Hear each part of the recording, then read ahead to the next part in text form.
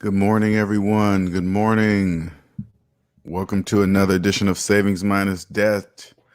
Savings Minus Debt. I'm your host, LJ Young.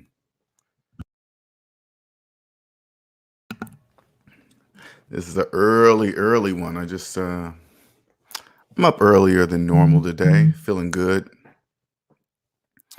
Feeling good out here to do what I love. That's what I love about what I do today.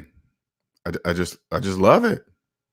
You know, it's never too much. I've never once felt this way about a job. Never once. Anyway, welcome to my channel. My name is LJ Young, and I am a 100% conscious 100% debt-free motivational speaker and personal finance educator. I help people become financially free by helping them financially see. What's up, Mark? Financially see outside the debt matrix. And the debt matrix is a place where everybody lives that believes in credit and debt and finance and everything under the sun that goes down in value. That's where they all live. But most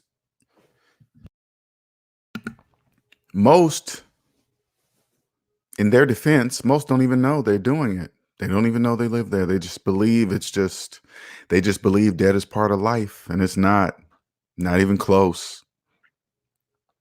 I once lived there for the first 40 years of my life. I lived there and I didn't even know I lived there.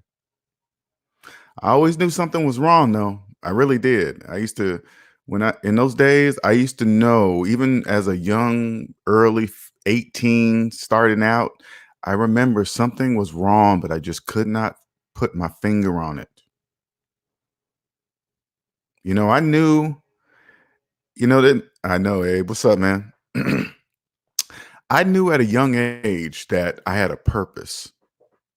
I did. I knew I was supposed to be rich, wealthy, whatever you wanted to call it. But then even at that age, I was thinking, yeah, everybody says that, right? But no, I meant it. I meant it inside too. I used to say it to myself all the time. Man, I know I'm supposed to be rich. I know I'm supposed to be wealthy. And even as a young child in grade school, right? People used to always be attracted to me, not like women being attracted, but yeah, they were too. But I'm saying, when I was in grade school, everybody used to always gravitate towards me, wanted to know, who, what I did, what I wore, what kind of what kind of women, girls I dated, and it was just the weirdest. It was just the weirdest feeling as I was growing up. I was like, why is everybody always wondering what I'm doing? I never think about other people like that. I don't care who so and so's girlfriend or boyfriend looks like. That's none of my business. Who cares? But they was always wondering about my business, right? All the way to this age now, and now I know my purpose. I had a purpose, and the purpose is this: creating the next generation of millionaires by using just simple math. That's it. You guys have no idea how much I love what I do. I absolutely love it. And those of you that are new to my channel, let me tell you why and how I know this is guaranteed success on both fronts, as a business and creating the next generation of millionaires. I believe in mathematics. People in debt don't. There's only two classes: the debt class and the non-debt class. The non-debt class believe in mathematics. The debt class do not. That's it. That is it. That's how I know, because I'm never going to be wrong.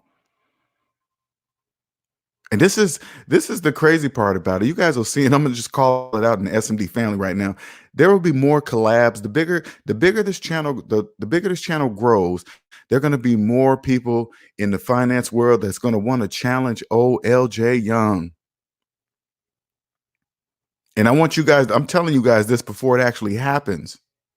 As soon as they crack their lips to say anything remotely not going according to mathematics, they're going to get destroyed. Soon as they open their mouth, I want you guys to see, I want you guys to hear from my mouth before it actually happens, because it will happen, because there are many people in the debt matrix that simply do not believe in mathematics. They don't even know it. That's the hard part about it. They don't even know it. They don't even know they're in the debt matrix voluntarily.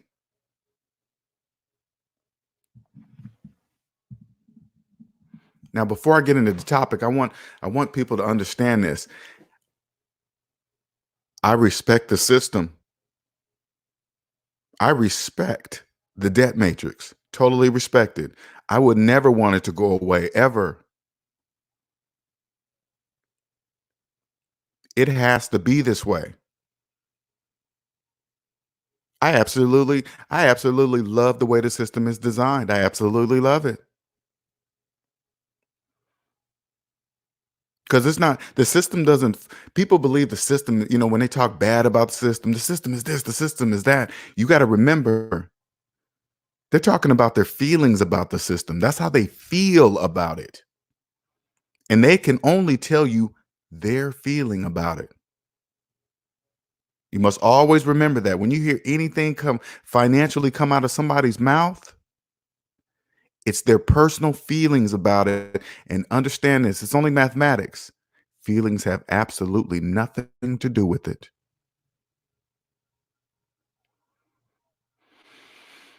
Because once you understand that and you become rich, you become wealthy, you'll see the system, be like, oh my God, that is a beautiful system. Yes, it works well. This system works well. It is absolutely beautiful. I respect it. And there is no way I want it to go away, because it would not work if people did not live in the debt matrix voluntarily. This whole system would crumble. So I absolutely respect it. I know you guys hear me say it's bad. Oh my God, don't be going in there finance and stuff. But we need that. We need people to finance cars. We need people to rely on credit cards. We need people to finance freaking cell phones. Yes, yes, indeedy. And furniture, and shoes, and purses, and laptops, and washer and dryers. We need them to finance all of it, because everybody can't be rich. If everybody was rich, the whole system would crack. If everybody had money, there'd be nobody left to finance cars and clothes and shoes and phones and washer and dryers and toasters and stuff like that. If everybody knew what I was telling you guys in this room, the whole economy would crash, because there would be nobody left to finance things. They would wake up and be like, oh my God, I did not realize how much I was paying when I financed that car for 72 months at 20 something percent. That's financial suicide. But they don't know that. And it must be that way. So if you're new to the channel, I want you guys to understand something. When you see somebody doing that, it doesn't matter. This, what I want you guys to understand this too. It doesn't matter who it is, friend, family, mom, dad. The debt matrix is it doesn't care.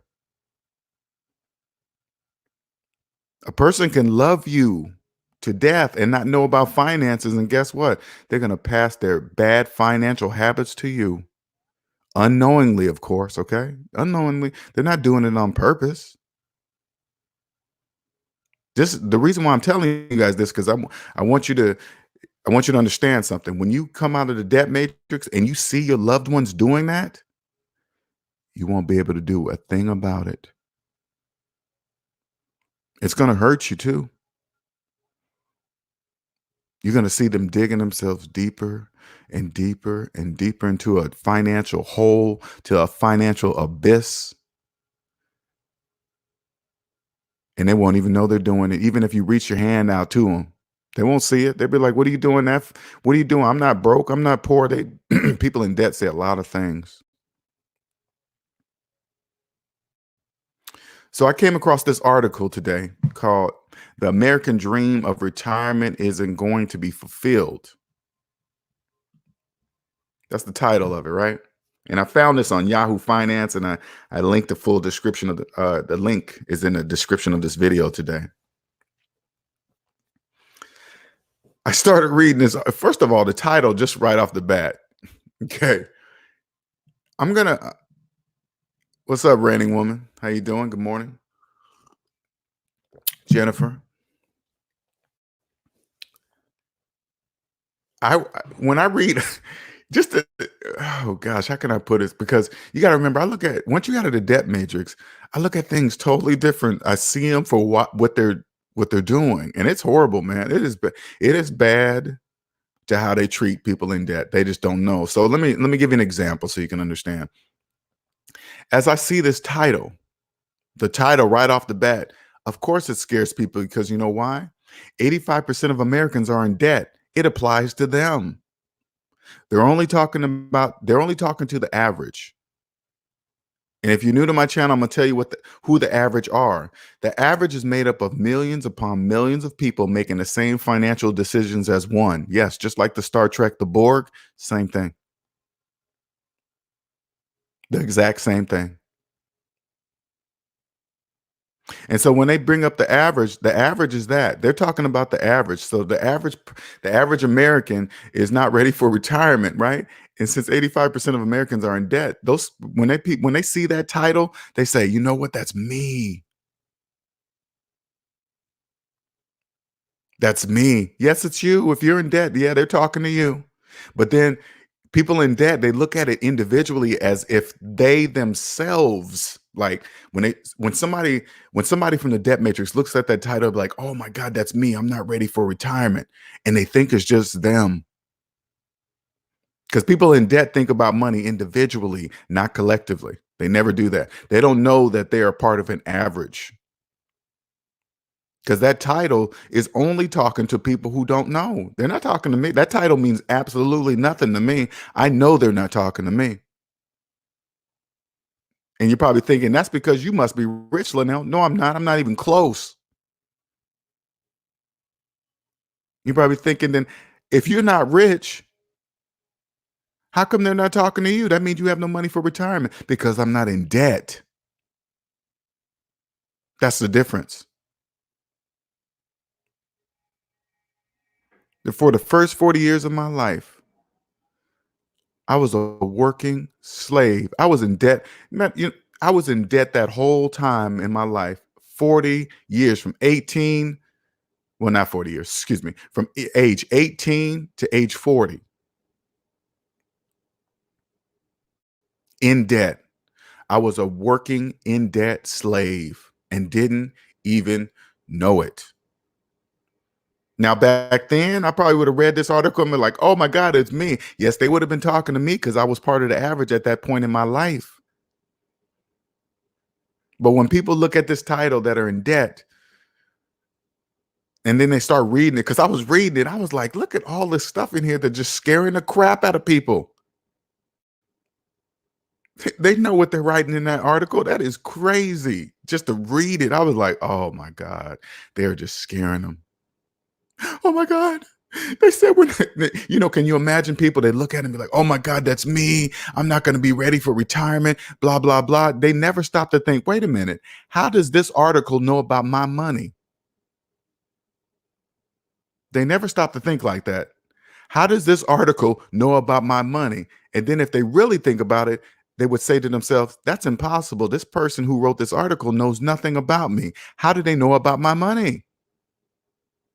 Wait a minute. I'm the same as everybody else. That's how they know. Exactly. No outside entity should know more about your money than you. If a person in debt knew that, would stop and just think about that, how does this outside entity know more about my money than me? That would be a red flag. Sup, Reese? Good morning. I think I only read the first page, maybe half of the second page, and I was done. I was like, oh, this article is just full of fear, just scaring all the people in debt. Oh my God, I don't have enough. I don't have enough retirement. Can you imagine what's going through a person in debt mind as they read that article? Oh my God, okay, I guess I got to sign up for this service because this guy in this service, he's going to help me. Really? No, he's gonna sell you something too. It's business, nothing personal. It's business. He's about to sell you something that you should have already known.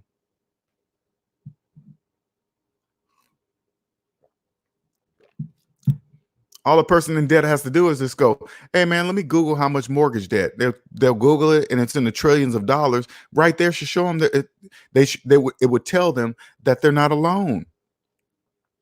Now Google credit card debt, trillions. Yep, you're not alone. Car loan debt, yep, trillions. Yep. Cell phone finance and debt, probably in the billions. Yep, not alone. I'm finding, yeah, that's you. That's why you can't retire because of that. Get out of that nonsense of sea abyss of debt, and you retire when you feel like retiring. There's retirement's not an age. They have pounded that into our head since the first day you could work. Retirement. Hey, you want to sign up for retirement? Retirement's at 65. Retirement's at 70. Retirement. They keep moving the age like it's like I don't know. It's the stupidest nonsense. But anyway, they pound that in your head to where you start as an average worker, you start to believe that retirement's actually an age. No, it's not.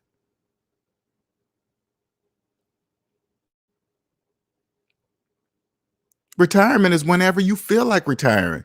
You just got to make up your mind to get out of the debt matrix.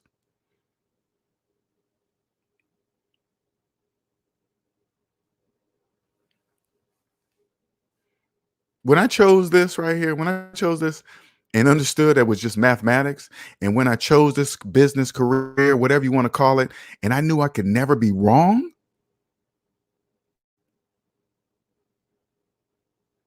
like when you hear my voice and I'm talking about this, you think does it sound like I'm guessing? Does it sound like I sort of might be true? No. I know exactly what I'm saying, and I can back up every word with mathematics. But that's not the biggest thing. When I can walk around in this world and just hear people in debt speak,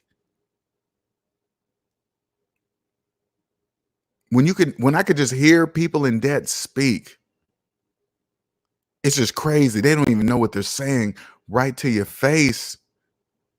They really believe they get great deals on a finance car.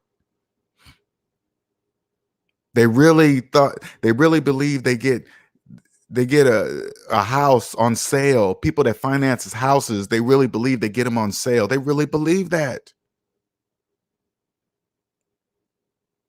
You got a house on sale for 30 years? That sentence, what I just said, doesn't even make any sense. You got a house on sale for 30 years? If a person in debt kind of just listen to my words and say, "Hey man, that sentence doesn't even make any sense." I know it doesn't make sense financially either.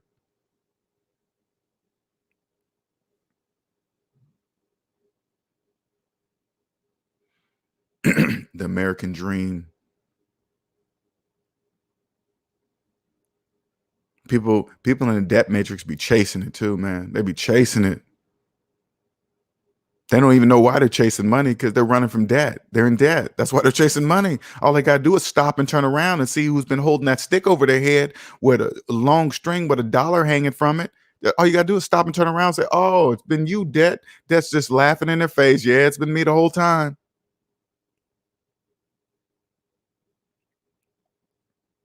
Yeah, debt's like, yeah, I fooled you. I said retirement's an age. Yep, almost. You almost fell for it. All I had to do is get you to a certain age.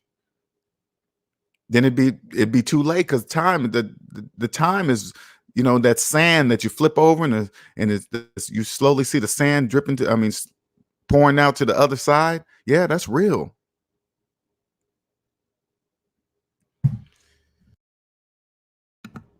I couldn't even imagine waking up at 65, 70. Ooh, wee. I woke up at 40. If I would have woke up at 65 or 70, oh man, I would have been crying. I would have been so crying. I'd have been crying. I would have been crying.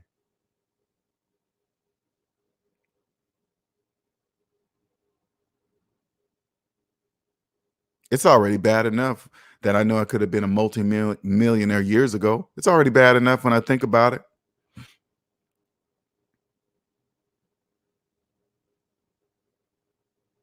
It doesn't really matter now, but I still wouldn't trade the last 5, 6, 7 years of my life for anything. They have been the best years of my entire life. Financial freedom. Oh my God.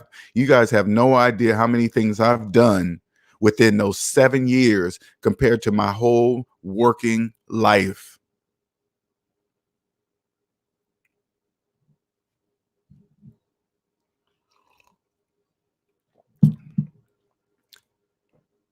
You have no idea what it's like. Let me explain something to you. When you get out of debt, this American dream, retirement, people in debt don't even realize you got to be sleep to live the American dream. That's why it's called the American dream. You got to be sleep to do it. When you wake up from the American dream of believing retirement's an age, the American dream is a big house and white picket fence. Once you wake up and start walking around on this planet, you're gonna be like, oh my God, look how many fakers are out here. Yeah, there's a lot too, you guys. There is a lot.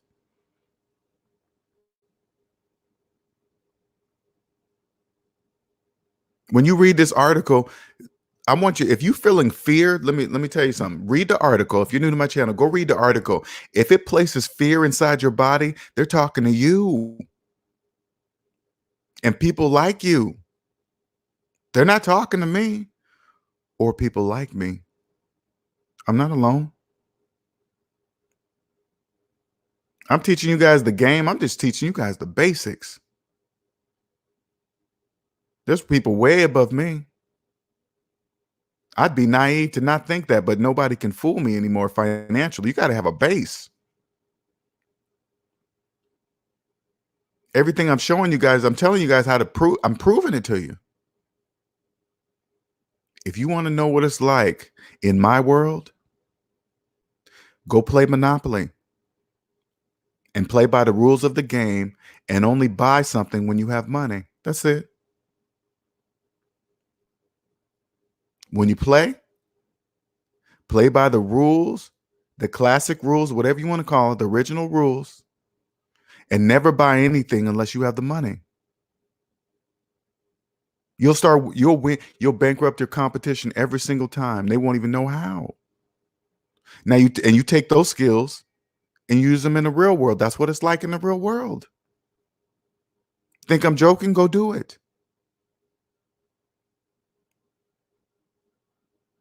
I've had people say, yeah, man, I thought that was crap. Why is he saying go play Monopoly? That doesn't mean anything. Yeah, because the majority of people, anybody that comes into this room, listen, have you ever actually read the rules of Monopoly?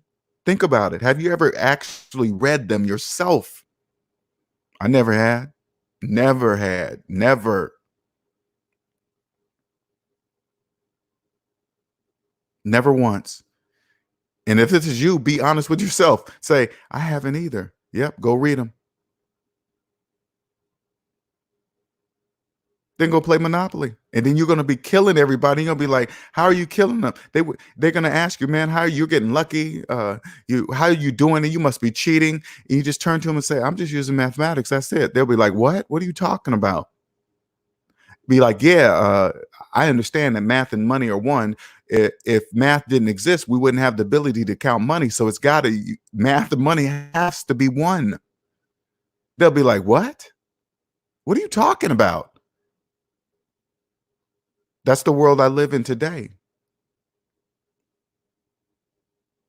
That's how I walk around every day. Nobody can financially fool me ever.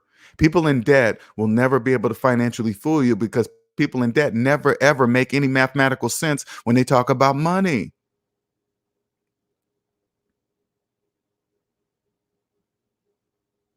So if you're reading this article and fear is going through your body, they're talking to you because you're in debt. There's no outside entity that should ever know more about your money than you. Ever.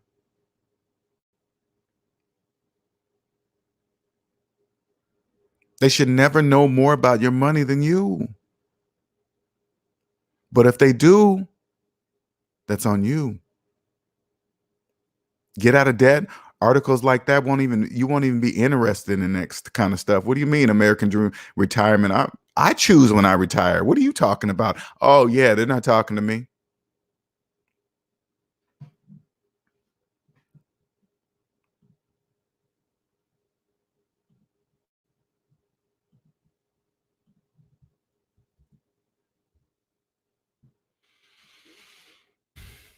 Mm.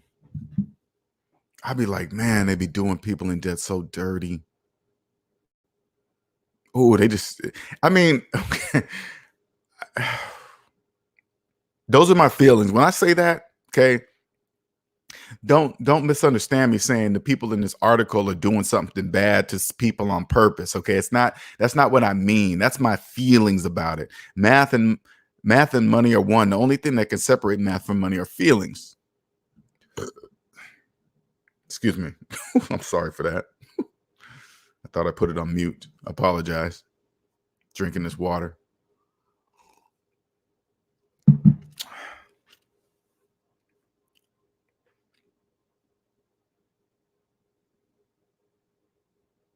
It's crazy when they are doing, how can I put it? They're just doing what's designed. I can't put it, I don't know the words for it yet, okay? Because they're just using the system for what it is. And they're only talking to the average, and fear sells, and they're in fear because they're in debt. Like people in debt, they don't know, they don't even count in the bigger picture. Like people in debt, they don't know that. If you're in debt and you don't even know how much debt you're in, you don't count in the bigger picture of the financial picture. You just don't count. Slaves don't count. You're basically a slave. Now, I always speak like this: the slavery is not physical anymore, psychological.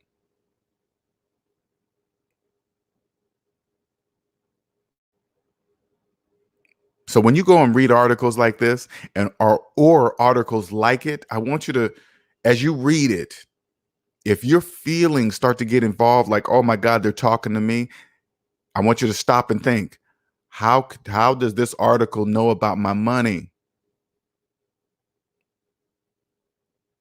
Because they're talking to the average and you're part of the average. And if you're part of the average, it's time to not be part of the average. Because I'm telling you right now, articles like that are not talking to me. They only come to my attention because I know they're talking to you.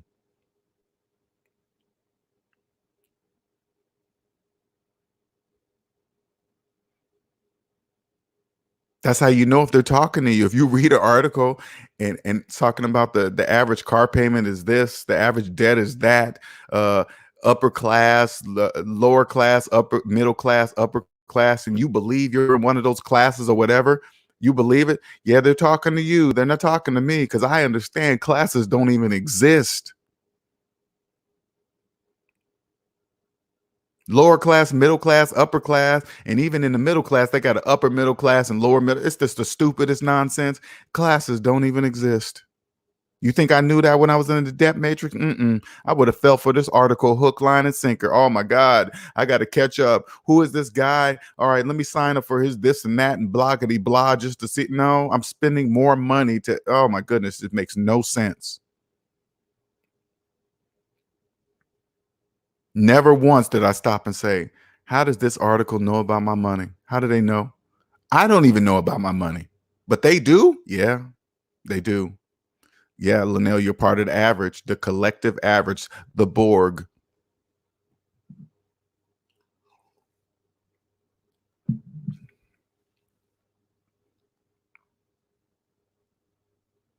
Mm, mm, mm. Bad news bears, man.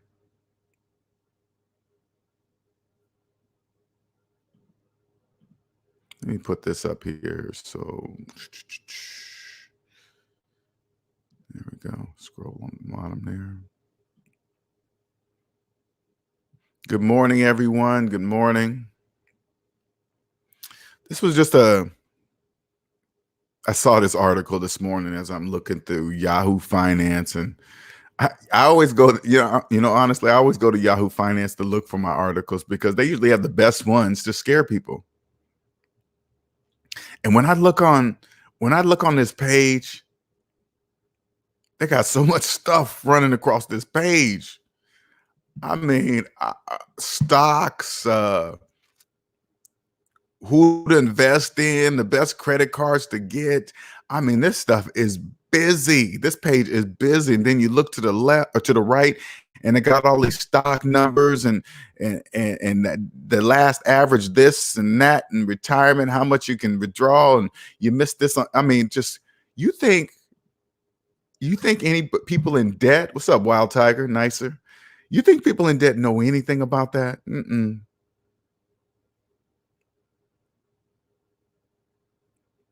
If you don't even know how much debt you're in, don't worry about stocks. Don't worry about the price of CDs. Who got the best interest rate in this and that, and investing in this and IRAs and 401ks. If you don't know your exact amount of debt, don't even worry about any of that stuff. That has nothing to do with you.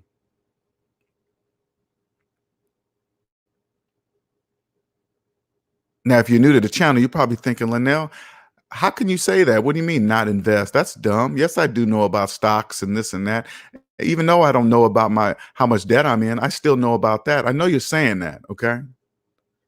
So I'm gonna give you something to think about.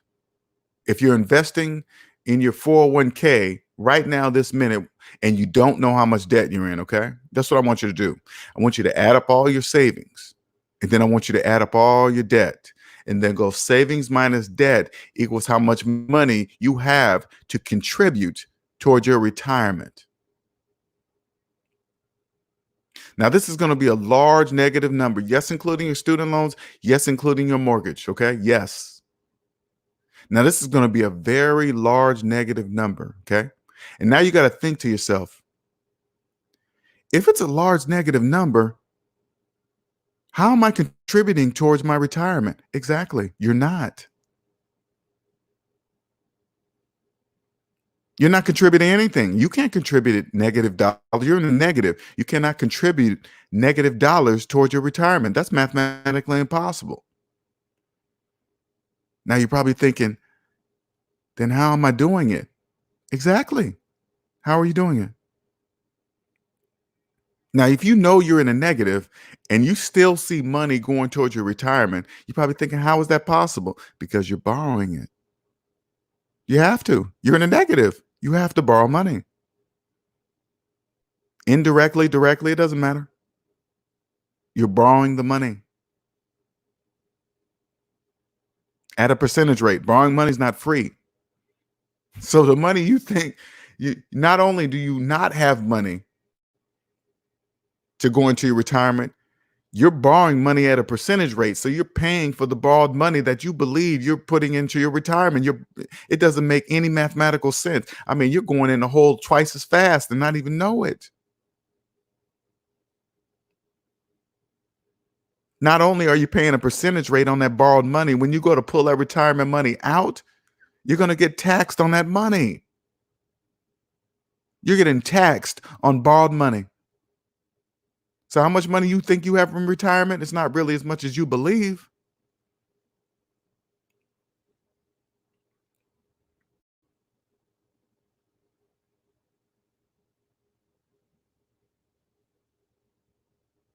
People in debt don't know that. That was me, man. I became financially free. I had worked one more year once I became financially free. And that was the first time ever in my life had I maxed out my 401k of $19,000. The first time in my life. I'm so ashamed of that. I am so ashamed of that. 19, the very first time. You know how fast my retirement could have stacked through my working career? Not only would I've been stacking for retirement, I'd have been saving taxes in the same year every single year.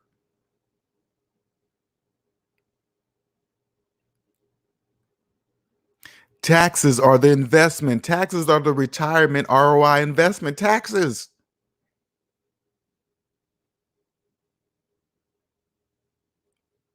You're probably thinking, Linnell, what are you talking about? I'll tell you.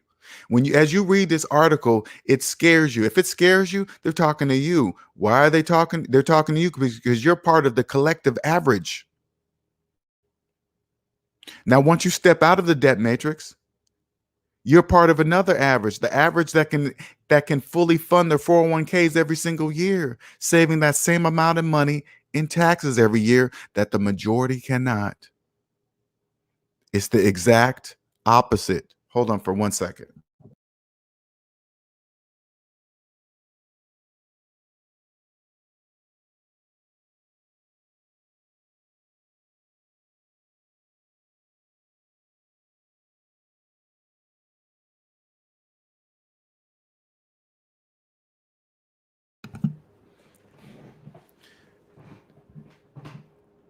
When you're part of the non-debt class, you're part of a new average, that the average of people that the majority cannot see, don't even know exist.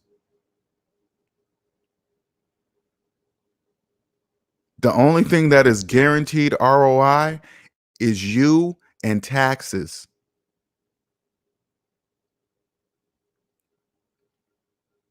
There is no outside entity that can build retirement faster than you.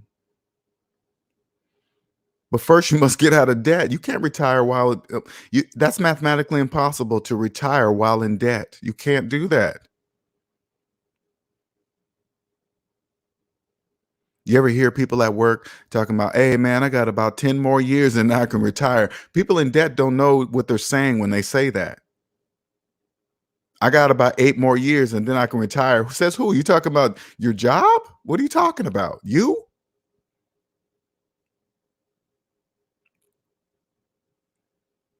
They really believe it's a number. That's why they say it like that. Oh, I can retire in 8 years. Oh, because you'll be a certain age. That's why you think you can retire. Age has nothing to do with it. The person that knows they can retire, listen, you got to listen to the way they speak. If you come across a person at work that says, "Yeah, man, I think I might retire in a couple years," you got to listen to how they're speaking. Oh, that person knows they can retire when they feel like it. But you hear the average person, "Oh man, I got about 10 more years and then I can retire." Okay, because you think it's an age. That's why you think. Well, that's why you're saying 10 years. Or when they start out a sentence that says, "Hey, they said this, they said that," you got to stop and ask that person, "Who's they?" You know who they consider they? The collective average, what they've heard. They said retirement age is at 65. Who's they? 9 times out of 10, they won't have an answer for you because they don't even know. They don't even know who they are.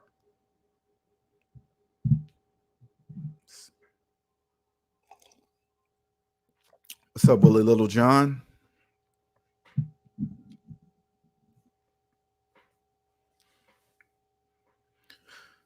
The sooner you realize you're in debt and you can't, and I'm giving you guys the evidence mathematically. I'm telling you what it is right now.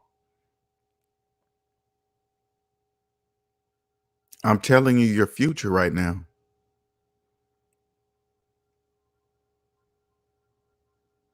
Your future's now. Future doesn't even exist. You want to determine how, if you're going to retire, you determine that right now. You do. The first step is determine how much debt you're in. That is step one. That's step one. If you don't even know, not even saying that you're going to do something about it when you find out the number, just know the number. Because once you know the number, there is no unknowing the number. Once you know it, there is no unknowing.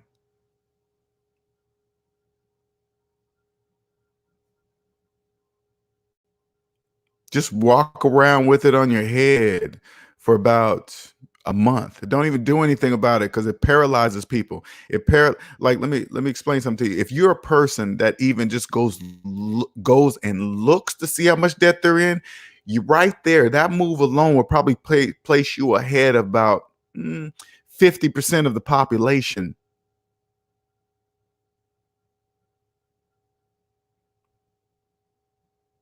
Just to know the exact number. And then once you know your exact debt number, I want you to ask 20 of your friends to see if they know their number. I guarantee you the majority of them will say, I don't know, or they'll simply guess.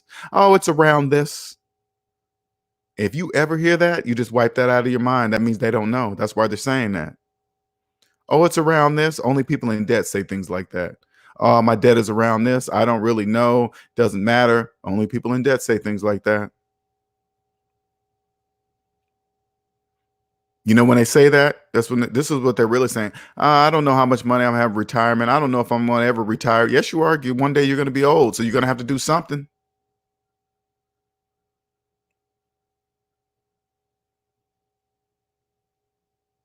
Being careless. Can you imagine? And million. Oh man, when I'm just thinking about it right now, just think about all the people right now that are working, carelessly spending, not even thinking twice about one day they're going to get old. This is guaranteed. I mean, not guaranteed, but one day you're going to get old naturally processed if you don't die beforehand, right? What are you going to do? Be a liability on your family? Because you was careless about your money through your entire life. Now your family got to take care of you, Medicaid and all this other stuff, all because you chose to be absolutely careless about your money your entire life. That's exactly what it is.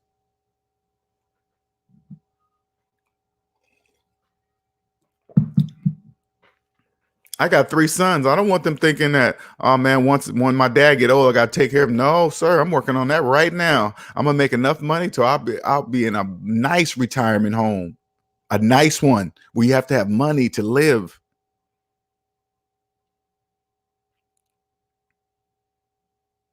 Because I've seen some of these non-money having retirement homes. Ooh, they don't look nice. I've been in some of them, man. You walk in, it just smells like pee, and oh man, I've seen some bad ones. People in debt don't go that far ahead. They don't think that far in the future. Like, oh man, this could be me if I don't have any money. Yes, you could be in there. Yes.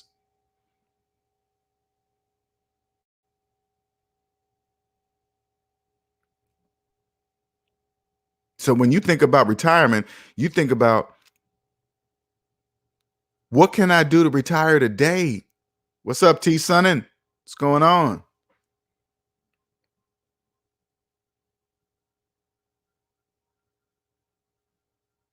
Like I'm gonna give you an example, okay? I want you guys to listen to this. Listen, I want you to see it. Now, there is no better retirement vehicle than a paid off house. There's nothing that tops it. Nothing. And you're probably thinking, Linnell, LJ, how do you know that? Because I look at the numbers.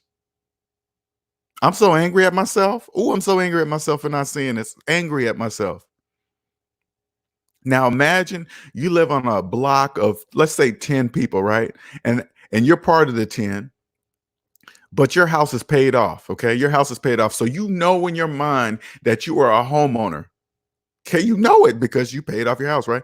Go to your neighbors and say, hey, are you a homeowner? They'll say, yeah, too. But you know they have a mortgage. You have a mortgage? They'll say, yeah. They'll all say, yeah. And then you'll come back and say, hey, man, wait a minute. We're all calling ourselves homeowners, but I'm the only real homeowner. Yes, they don't know they're not. Okay. Now you times that number, you're the 10 people on your block by millions of people. Now here's millions of people that have mortgages and you don't. That's that is the biggest sign in the world. If I could go back, I would have did everything in my power to pay my house off and I would have been set.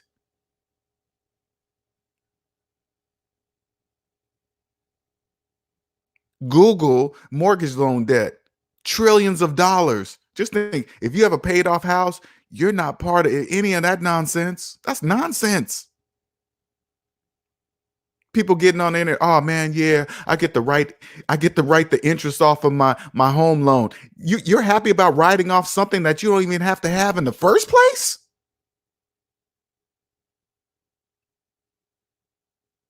And it's not even like real money. It's the interest that the bank earned off of giving you the loan, and people are happy about writing off the interest on the taxes. That makes absolutely no financial sense in any part of the world. I didn't know that. Didn't know that at all. That should tell you right there. There are millions of people that calling themselves homeowners. You pay your house off, and you are really a homeowner. You're ahead of millions of people. That seems so obvious to me today. It's that a house, that's automatic retirement right there. Automatic. I didn't see that for a million years.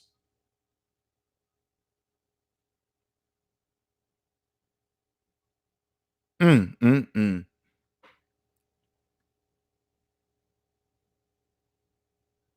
Having a mortgage automatically says, hey, I know what this house price is today, but I signing on a dotted line, I'm agreeing to pay more for this house than what it's worth. That's exactly what I would have. That's exactly what you're saying. You're borrowing the bank's money.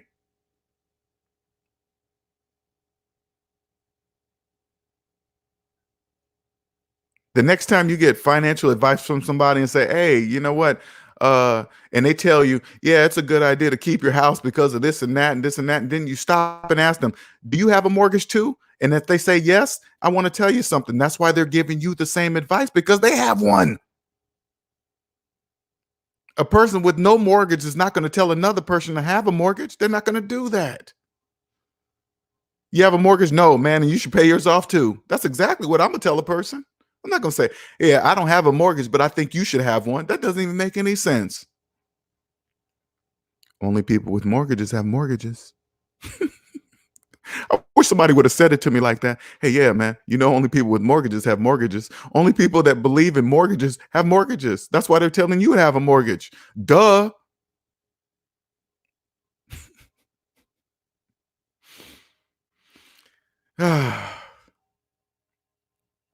And I've signed up about 2 or 3 mortgages in my life. I think it was 2. Yeah, just 2.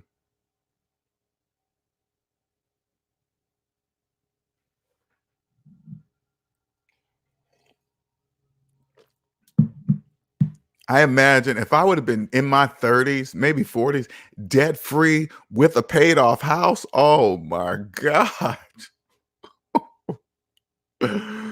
Oh man. Oh man.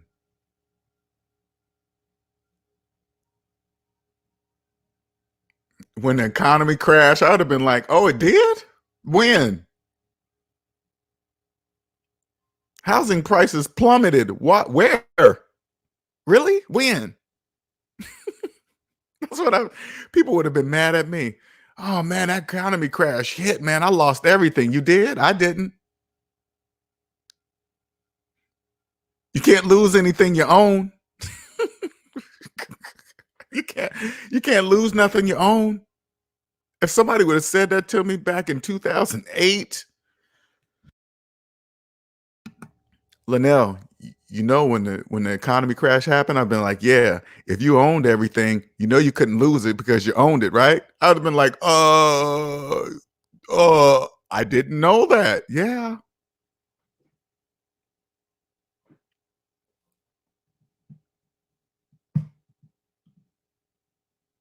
Thank you, Hyphy. Hyphy says y'all can at least hit the like button.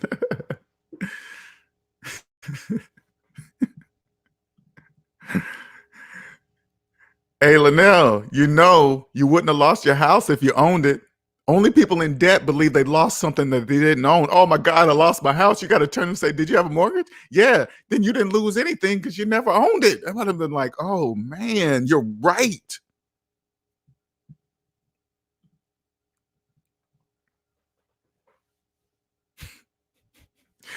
It angers. I'm laughing because I'm thinking about myself back then. You know what I'm saying? If somebody would have just said it to me like that. Now, what if I took offense to it? Probably so, but I would have had to look at the numbers. I'd have been like, wow, that is true. There are millions of people in mortgage loan debt. If I just paid my house off, I'm financially ahead of millions of people. Yes, Linnell, yes. You mean to tell me everybody doesn't have car payments? Only people with car payments have car payments, Linnell. Duh. I'd have been like, oh my God. Linnell, you know retirement's not an age. It's when you feel like what age you feel like retirement at. What? Huh?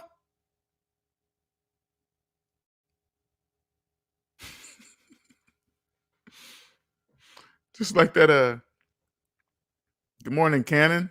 Good morning, Beauty Jock. It's been a minute, Beauty. I'd have been like, what? Huh? Who's that comedian that says that?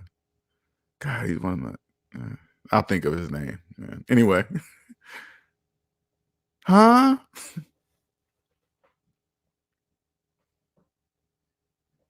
All you got to do is everything I'm saying. You guys, I can just excuse me.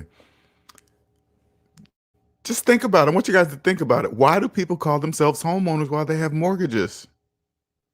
Because that's what the average does. They do things like that. They say things like that.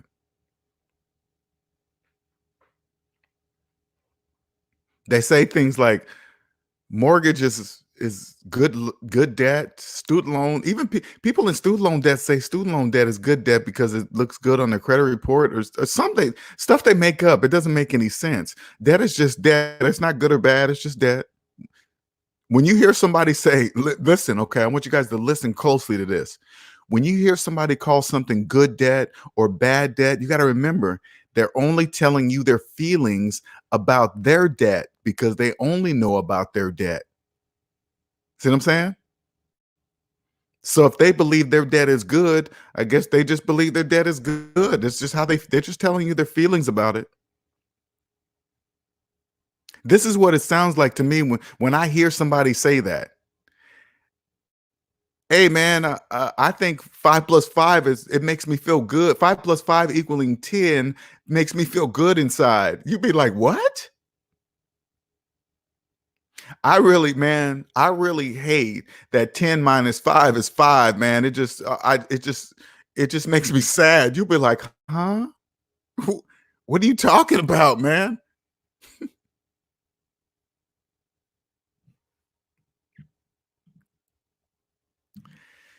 Cannon Wild says you don't you don't own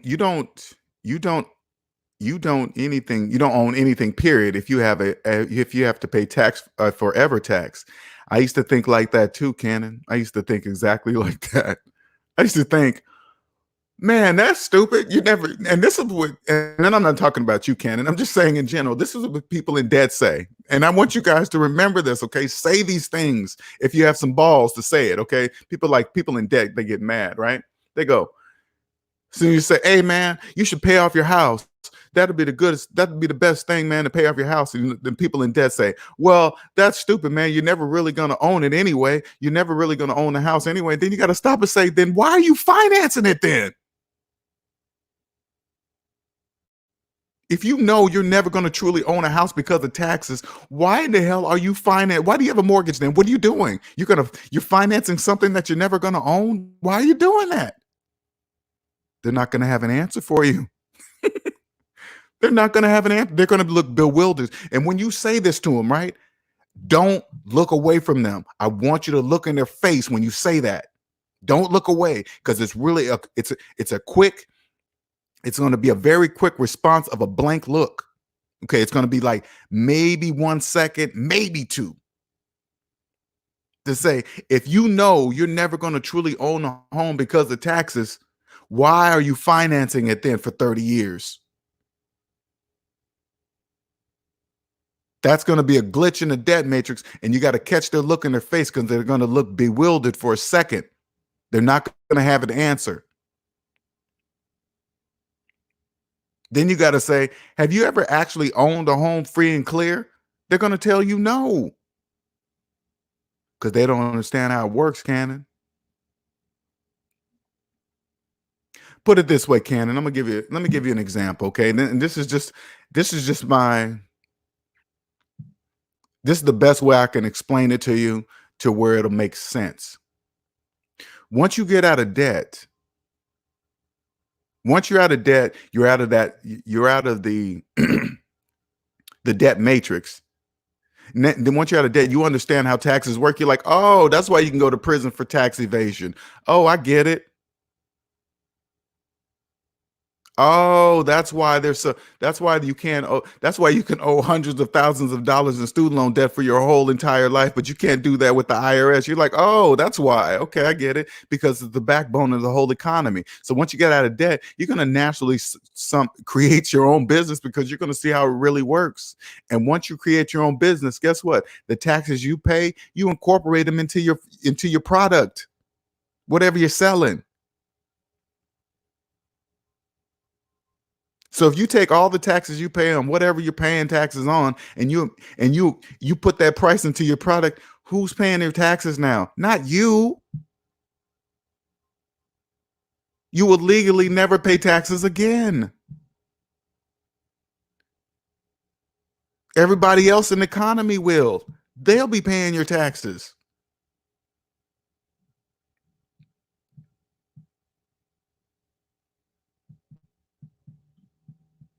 Mazafai says, my greatest moment this year is when I received my receipt for paying off my student loans completely. Oh man, I remember that letter. I still got it in my email. You think I'm deleting that? Oh no. Mm-mm. Thinking about it right now, I might print it out and frame it. Put it up right in my living room. So when people walk in, they say, what's that? That's the paid off receipt to my student loans right there. You bought that kind of frame with it? Oh yeah, that frame cost me at least $200. That's a lot of money compared to how much I paid for that piece of paper in it. Oh no, that needs to be protected. That's special paper. I think that paper has gold flakes and diamond flakes in it.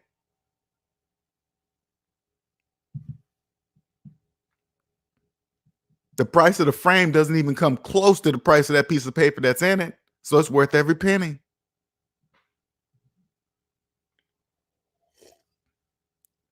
They'll be like, oh man, man, that's stupid. Yeah, that's stupid. Yeah. As all you gotta do is get online and see millions of people wish they had that piece of paper. Millions. Millions would love to see that piece of paper in a frame on their wall. I guarantee you this. I might even open an exhibit. Hey, this is what it looks like.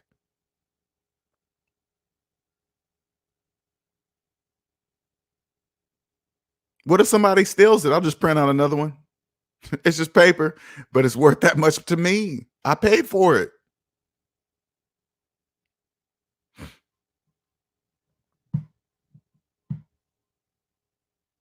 What's up, Cosmic?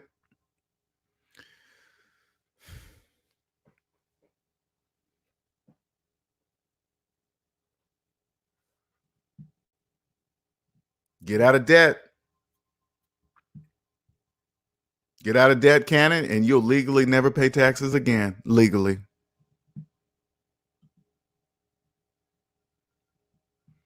You'll be paying, Cannon, you'll be paying taxes different than people in debt. Okay. You got to remember that. If you're in debt, you can't see this. This is the best way I can describe it to you. Okay. But once you get out of debt, you're gonna put it this way, you're gonna be paying taxes a totally opposite way of compared to people who are in debt. You'll be paying them differently. You'll still be paying them, but you'll be paying them in a different way. It's called phantom income.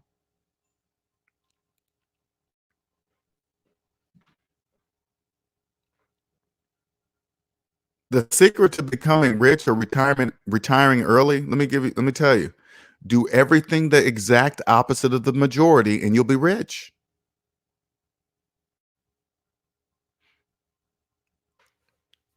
Think about it this way too, Cannon. When you think about taxes, I want you to think about this. There are millions of people that believe they're in debt because of taxes. So that means there are millions of people trying to cheat on their taxes because they believe the taxes are the very reason why they're in debt or poor or broke or whatever they want to think in their brains. Okay, it doesn't matter. So that means IRS agents get they get practice of people cheating on taxes all year, every single year of people cheating on taxes, believing they're the only ones that are doing it. So people in debt believe that if they do it in a different shape or form, that they're doing something new. People in debt don't even know they have a pattern. It's clear as day. It's so obvious to see. They be trying to create phony companies and put them under shell, make it sound all complicated. No, it's not. People in debt do the same things. Doesn't matter. It's all about money. They're in debt. That's why they're doing the things they're doing. So you just follow the money trail. Oh, okay, you created that. Okay, you're trying to hide it over here. You're trying to put this over there. Okay. And then when you come to them with, you be like, hey, what's up with this? If the IRS agent comes knocking on the door, they're like, hey, what's up with this? They're not even going to have an explanation because they let you bury yourself about 3 to 5, 7 years in the hole. Then they come knocking on the door. And guess what? You're not going to have an answer or the money. Now you're going to be even deeper than before. Now you're trapped. Get out of debt, understand the rules, and follow them. People always say things, oh man, there's no way around taxes. Yes, there is the right way. Follow the rules, be unlike the majority. Just do the opposite of the majority and follow the rules. And then you'll be like, oh, yeah. But first, you must get out of debt to see it.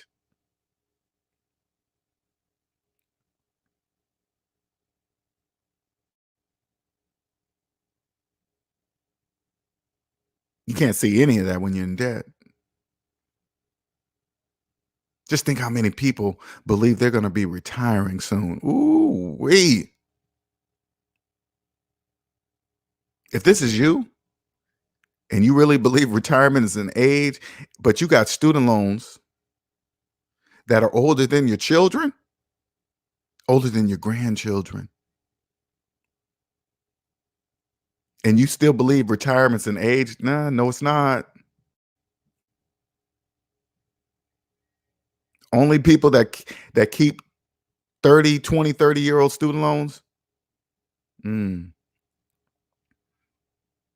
only people like that do that.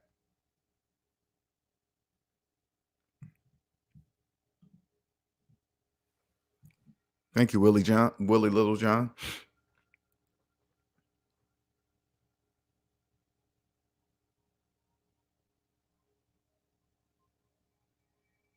I remember when I was signing up for jobs and they you sign and say, okay, you're hired, blah, blah, blah. And then you got to fill out the retirement stuff. And I remember thinking to myself, damn, 65? Am I really saying I'm gonna be living here till I'm 65? I mean, not living here, but working here till I'm 65? It didn't even make any sense, but I didn't really think twice about it because I was young. I was like, oh, that's so far away, blockety blah. Thinking about the future. Oh, the future's later. The future. No, it's right now. What's up, our cart?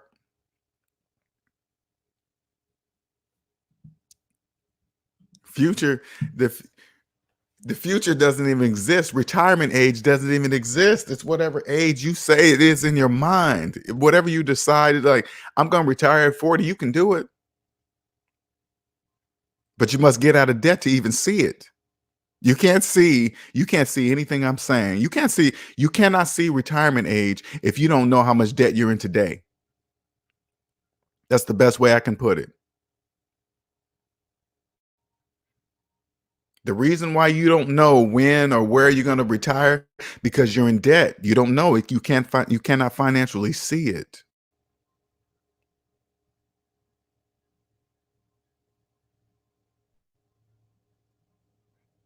If you're working right now, man, I'm telling you, you want guaranteed retirement, pay off your house. Don't be doing that refinance thing. Oh, I'm going to refinance it to pay off credit cards and car, because people in debt, they do things like that. Listen to somebody in debt talking about they refinance their house to pay off their cars, and they really believe they paid off their cars. It's just the craziest nonsense in the world. Financial insanity. Retirement destroyer. You can't say this to a person. Hey, so you believe you're gonna borrow money from a house that's not even yours you're gonna borrow money from the bank because the bank owns the house, and then you're gonna take the bank's money and pay off the bank's cars because you don't even own the cars. So you think you're gonna take their money to pay off their cars, and you own the cars because you have that green title in your hand? No, you don't. You own nothing. You think the bank cares about some junk depreciating, going down in value cars? They don't care about no cars. They care about that asset that's not going anywhere. It's implanted. They can just come get it. They don't have to chase. They don't have to use the transponders to find it. If it's at the store, it's in the garage. No, they just come get the house and take it, because you can't move a house. You can't hide a house in a garage. Only God can make more land, so it's eventually going up and down. It doesn't matter. It's going to come back because only God can make more land.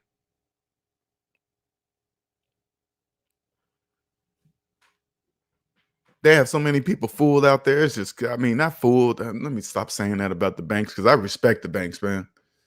The banks, they got this on lock.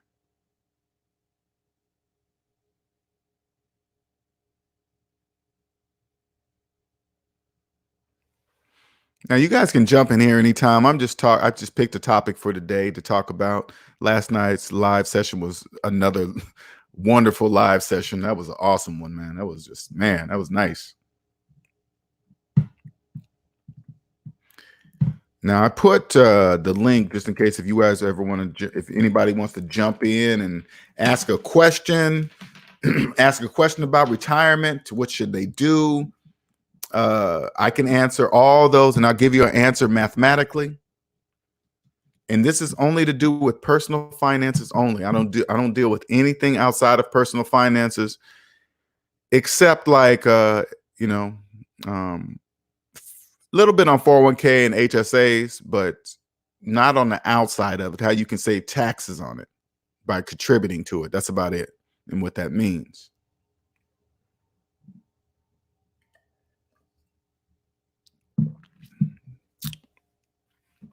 I see you there, Art. 1 second, man. 1 second.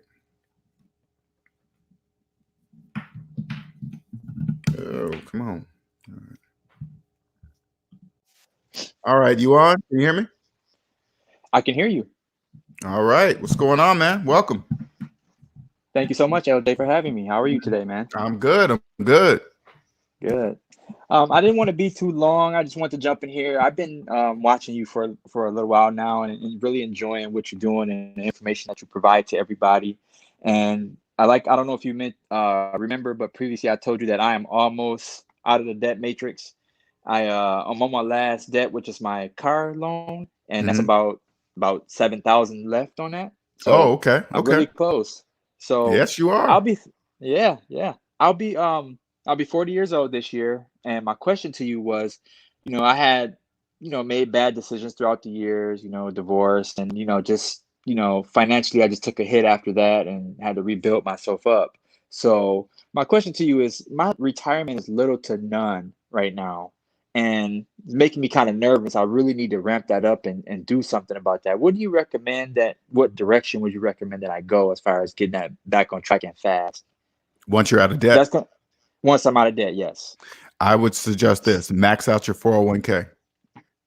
Okay. Now, I don't know how much you make annually, but when I say max out 401k, like this year, you can max out 19,500. Okay. All right. Through my employer?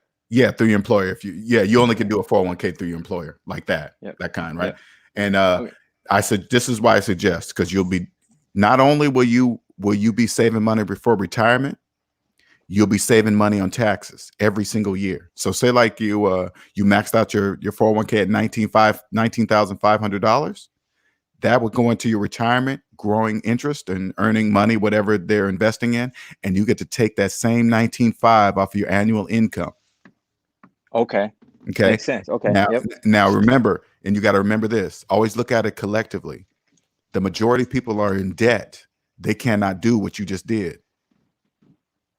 So they can't save money on taxes. So the difference between the cans and cannots is money in your pocket. Okay. All right. Now, so should I do something separate from that, or just focus on just that? Should I do anything like an IRA or just any other type of investments, or should I just focus just on my 401k for now? I would focus on anything that you can save on taxes. 401k, HSA, health savings account too. I would focus on that. Anything that's pre-tax first. Okay. This will, because so you can see and understand the difference of how much your money will stack, because you're not, when you're debt free, first of all, you're debt free. So your regular checks will stack in your bank account. Okay. You'll see they will stack so fast, your head will spin. Okay. You're not even going to notice that part yet. And then when you're saving money on taxes and retirement at the same time and your HSA, that's all tax saving. That's guaranteed ROI every single year. That's guaranteed. Now, if you have money outside of that, that's when it's time to look for a financial advisor or a financial investor. And this is how, and now you're probably thinking, how do I pick the right financial investor? Once you're debt free, your credit report is going to look a certain way. You know how I post my credit report and other members' credit reports? That's right. Yes. Yep. Yours will look like that. So when you go look for a financial advisor, you're going to say, hey, I'm looking for a person to invest outside of me. They're going to say, hey, I can do it. You say, okay, I'll trust you if I can see your personal credit report first. Right. Right. Okay. Yep. I remember you saying that before, and I definitely would do that if I decided to go with an For investor. sure. Always look at the credit report first, because if they have student loans that are older than their children, they shouldn't be giving you financial advice. That doesn't make any sense. Right. Right. Okay. Mm-hmm. So yeah, so I know like Dave Ramsey usually suggests to have a 3 to 6 months savings, and I'm just ready to go with the retirement thing. I'm like anxious to get you started trying with to? that. Oh, okay. So I know. I was assuming that you already knew that you're supposed to keep a emergency fund.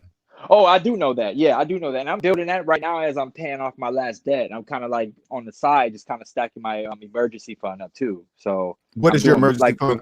Like you should only have right now, as you're getting out of debt, the only amount of money you should have right now is $1,000. Period. okay, Nothing over that. Nothing. okay, yeah, I have more than that, but I could just take some of that, and just or most of it, just throw it on the car too. I haven't done Correct. it yet, but yeah. You're only supposed to have $1,000 in your saving account, because the money you believe you're saving, you're not. That's an illusion.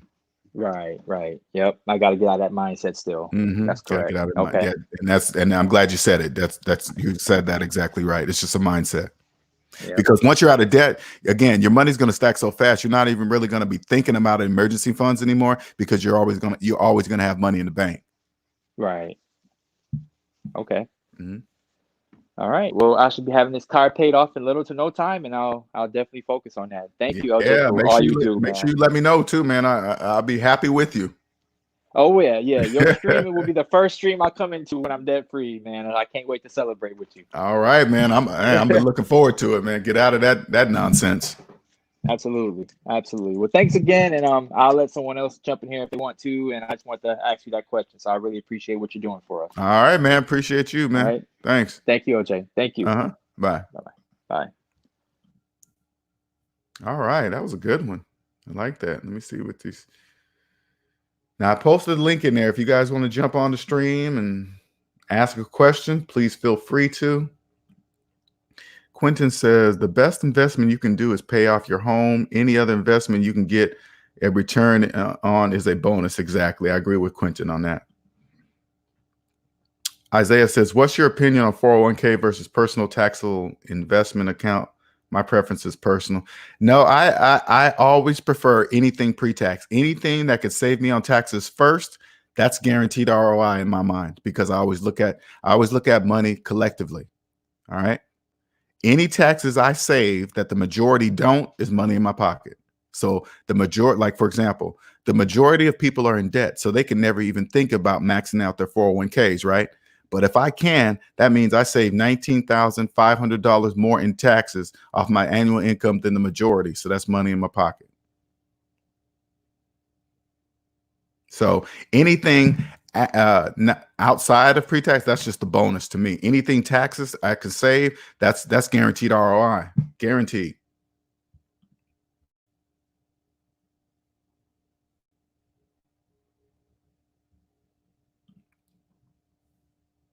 I was talking to Cosmic. Okay, they're going back and forth there. Okay.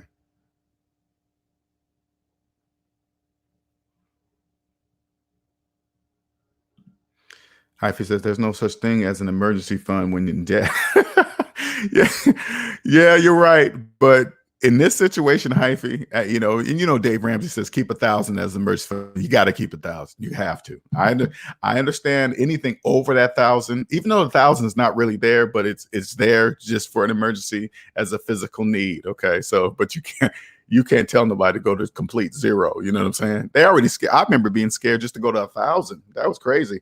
And even though 1,000 wasn't really there, but you know what I mean. That's how it works.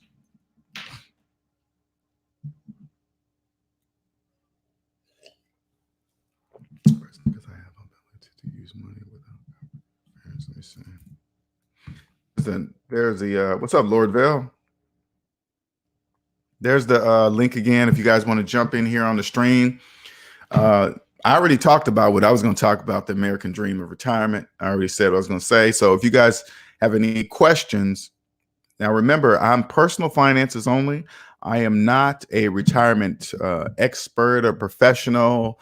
I don't have any certifications in anything financial, none of that stuff. I just deal with personal finances only using basic grade school math. Okay. And I only suggest pointing out the obvious. Like, again, if you max out your 401k, you just, if if you're thinking about it, like, what does that mean? This is all I want you to know. Okay. $19,500 is the amount you can max out this year in 2020, right? Just ask anybody in your office, hey man, you ever max out your 401k? I bet you nobody in the office will say yes. Oh man, I can't afford that. Why would I do that when I can do this? So whatever, right? They don't know about the tax savings. That's the guaranteed ROI. Guaranteed ROI is tax savings. Okay. Willie Lil John says, I was so excited when I saved my $1,000. Me too, man. When I first started, man, I was excited. I was like, dang, I saved $1,000. Wow. And when you say it, you got to really think about it. Like, man, I've been working all my life and I'm excited that I saved $1,000. I used to think about stuff like that. And then once you pay your debt off and you're free, your money's going to stack so fast. You're like, man, you're going to laugh at, you really are going to laugh at $1,000 once you get out of debt. You're going to be like, oh my God, I have about $20,000, $30,000 in my savings account. It's just funny.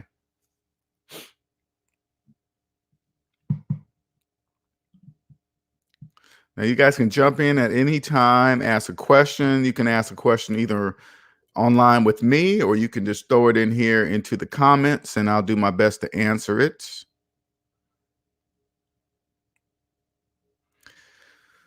Little time to plug my site. Well, there you go, scrolling at the bottom. If you want a free 30-minute consultation, go to my website, click on book consultation, and please do not forget to select your time zone. Okay. And we're just going to talk about, you don't have to prepare yourself. You don't have to bring any paperwork or know your credit score. We're just going to get on and talk. I'm going to just listen to you speak. And then once you speak about your financial situation, I'll know exactly what I can do for you.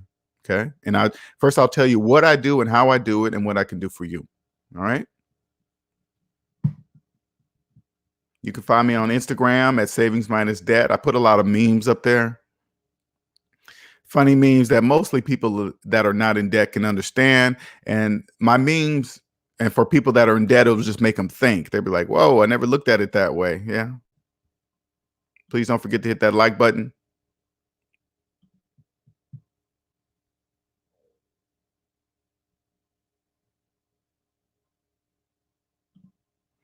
Isaiah says, right, I remember the first time I had a comma in my bank account. That was the start of my journey. Ain't that fun? That is so funny. That is so funny, man. When I think about that too, I was like, man, I remember here I am making six figures. And I would usually, the most money I would probably have in my account at one time was either around bonus time when I got from my job, or a tax refund. You know what I'm saying? I can't. I think about that today. I'm like, oh my God, that wasn't even a red flag to me. I should have just been like, wait a minute, I've been working all my life. I'm happy about something that's not even over $10,000. Yeah, once you get hooked, you hooked. There is no going back. Cosmic Wisdom says most financial advisors have no financial background anyways. They are pushing products for commission, annuities, insurance. Exactly.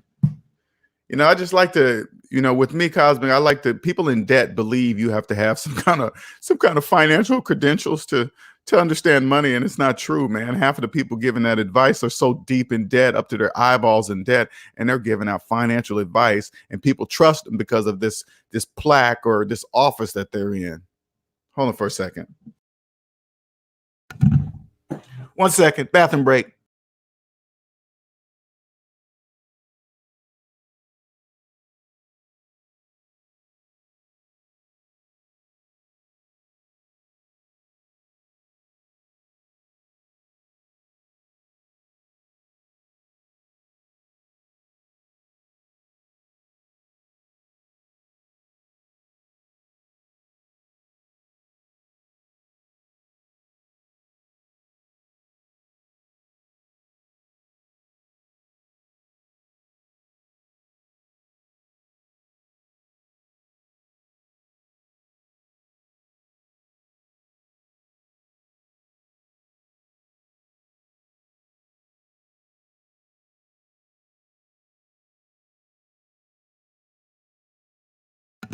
All right, I'm back. All right, Jennifer. See you later. I said, oh, she got to go drink this early? Oh, run. Okay, gotcha. What's up? What's up, BK? I didn't see you sneak in here.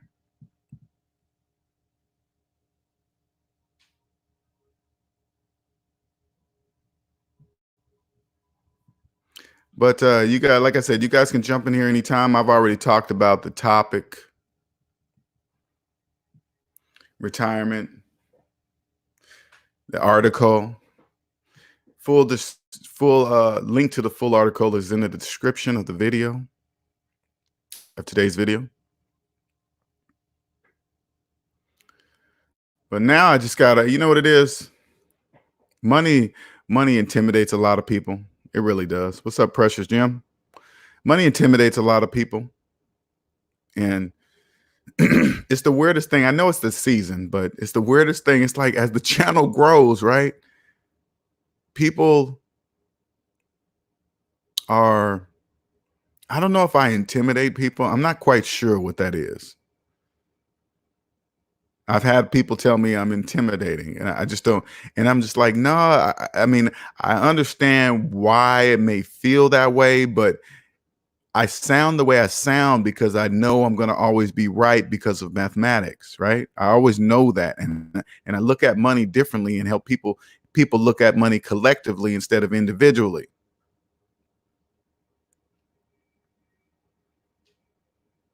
Yeah, he must be asleep. He's 19, Hyphy. He might be asleep. I didn't wake up early at 19. I slept all day. But I think he's in my time zone. I believe he's in Florida. So it's almost 10:30 there too. So but yeah, he did email me and told me he beat his brother in Monopoly, Hyphy. He told me he beat his brother. And guess what he said, what his brother said? Oh, you got lucky. Let me see if I'll email. Let me see if he's even I'll email him, see if he can jump on here. Let me see.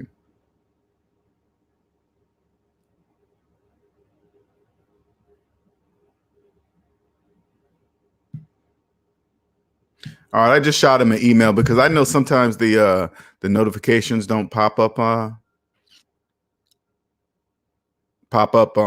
people's things. I heard YouTube sometimes doesn't alert them or something. Cosmic Wisdom says, if you intimidate people, then I'm a beast. Yeah. And you know what's crazy, Cosmic? I don't, since I know you know what you're talking about, I don't listen to you like that. Like, oh my God, she's talking down to me. She's doing no, I just listen to what you're saying, and people take it wrong. That's the weirdest thing. Cause I remember people used to always say, Dave Ramsey, people they didn't like him because of the way he talked, I'm like, what do you mean? He's not saying anything mean, he's just talking mathematics. That's it. He's not saying anything mean. He's saying, hey, if you do this, you don't do that, do this because this will happen if you do that, and that's it.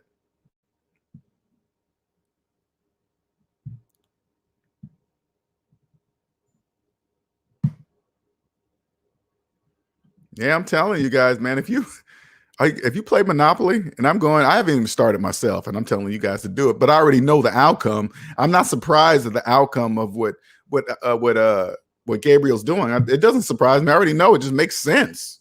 If you guys just do that, man, and apply the same habits in the real world, you'll just kill it.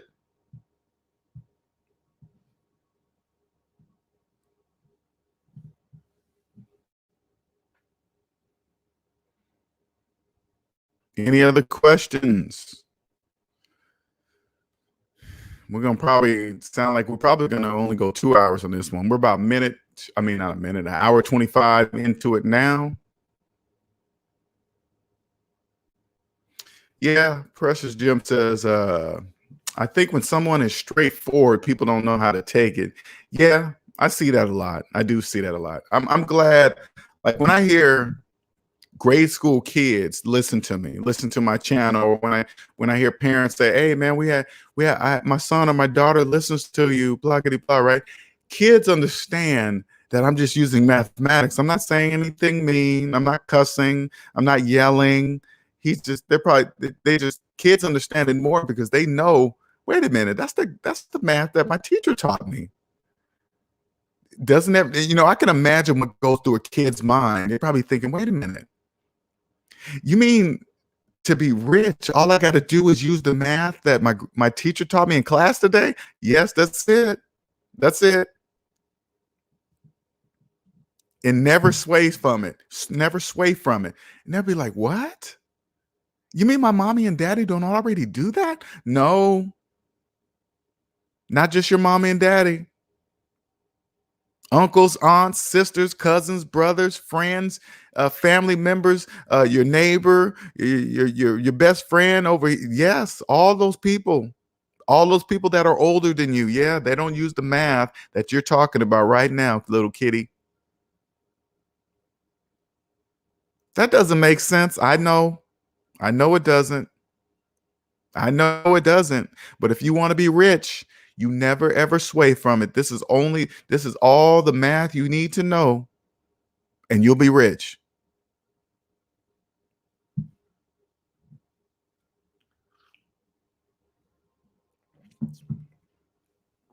But I saw on social media, I saw on Facebook, I saw on Twitter. I know, but they're not talking to you.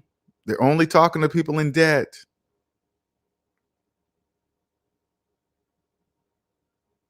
Everybody looks rich on social media. I know, that's a trick. Think about it. If you had lots of money in a world of broke people, would you want them to know you had money? Then yeah, don't believe that rich or wealthy is a look. It's not. That's TV. Those are actors. And the people you see on social media are acting for absolutely free.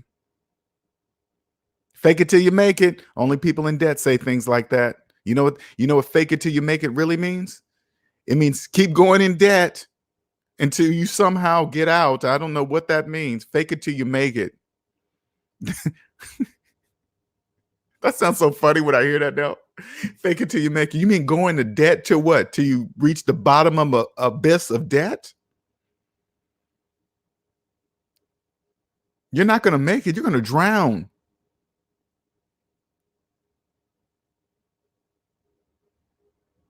Fake it till you make it to the next level of the debt matrix? I don't know. Trust me, the debt matrix has multiple levels. Classes, that's a when I say classes don't exist, they do exist inside the debt matrix though. Outside the debt matrix, classes don't exist, but inside the debt matrix, classes exist. Lower class, upper class, lower class, middle class, upper class, those classes exist in the debt matrix because there are different levels of people in debt. People, let me give you an example. People in the lower class making $30,000 a year, maybe, or something, right?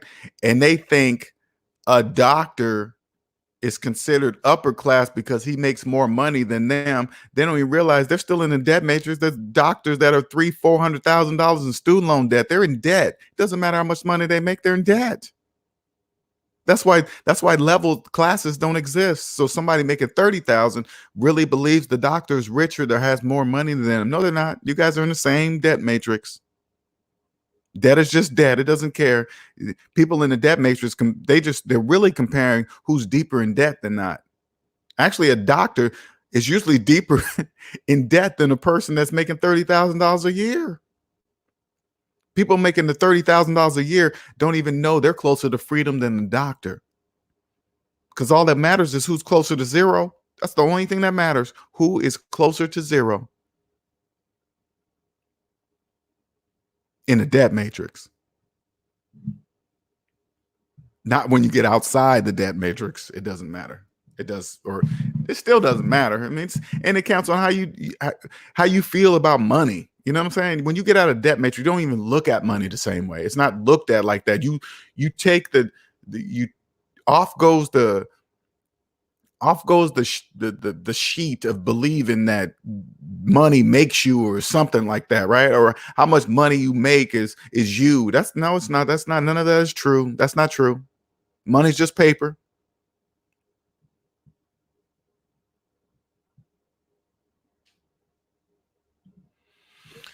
Ivy says, trust me, those IG models people are drooling over. They be hella broke. Don't ask me how I know. No, you're supposed to put allegedly. No, I'm just joking, Ivy. Oh yeah.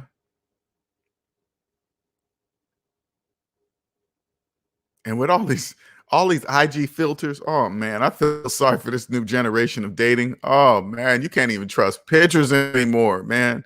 They can all be manipulated. You can shave off weight, not only faking about money, but you can reshape your whole life on social media and just portray it to where you want people to believe that you're having fun and you're on vacation, you're always smiling, you never have problems.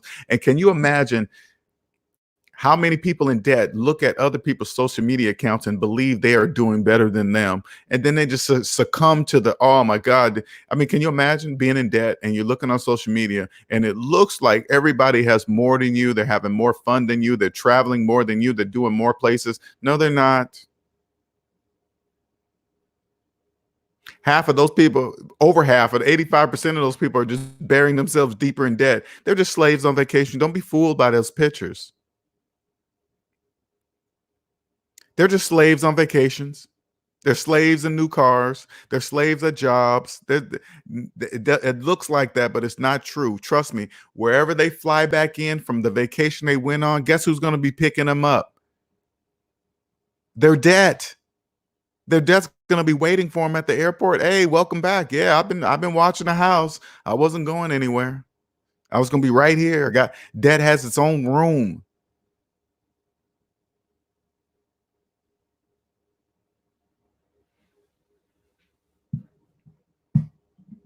Art says, I'm glad I got a woman now. I'm so sick of these filters. Ooh, I know, man. This generation. Ooh, I feel so sorry for them. Oh my God. You can't just say, hey, send me a picture. I want to see what you look like. Oh no, we got to get on live camera. We got to get on live. Yep, we sure do right now, this very moment. Don't be talking about your camera don't work. Don't be, we're getting on live right now. Make sure the lighting's good. Every light's on in the room. I want to see you. You see me, I see you. Mm, mm, mm.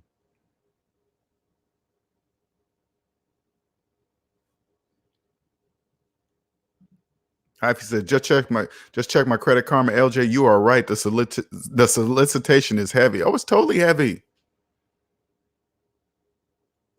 They trying to get, that's why it's free, to get you back in debt. People in debt fall for it. Oh, I'm gonna go check my credit score. Okay, it's this. And then they say, hey man, if you get the chances of you getting this approved for this credit card is high, then you can change, you get your credit score. It's just the stupidest nonsense. And people in debt just fall for it. Oh, if I get that card, it increase my credit score. Sure will, person in debt.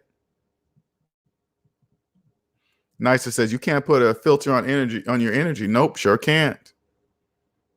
Nope. You better believe energy is real.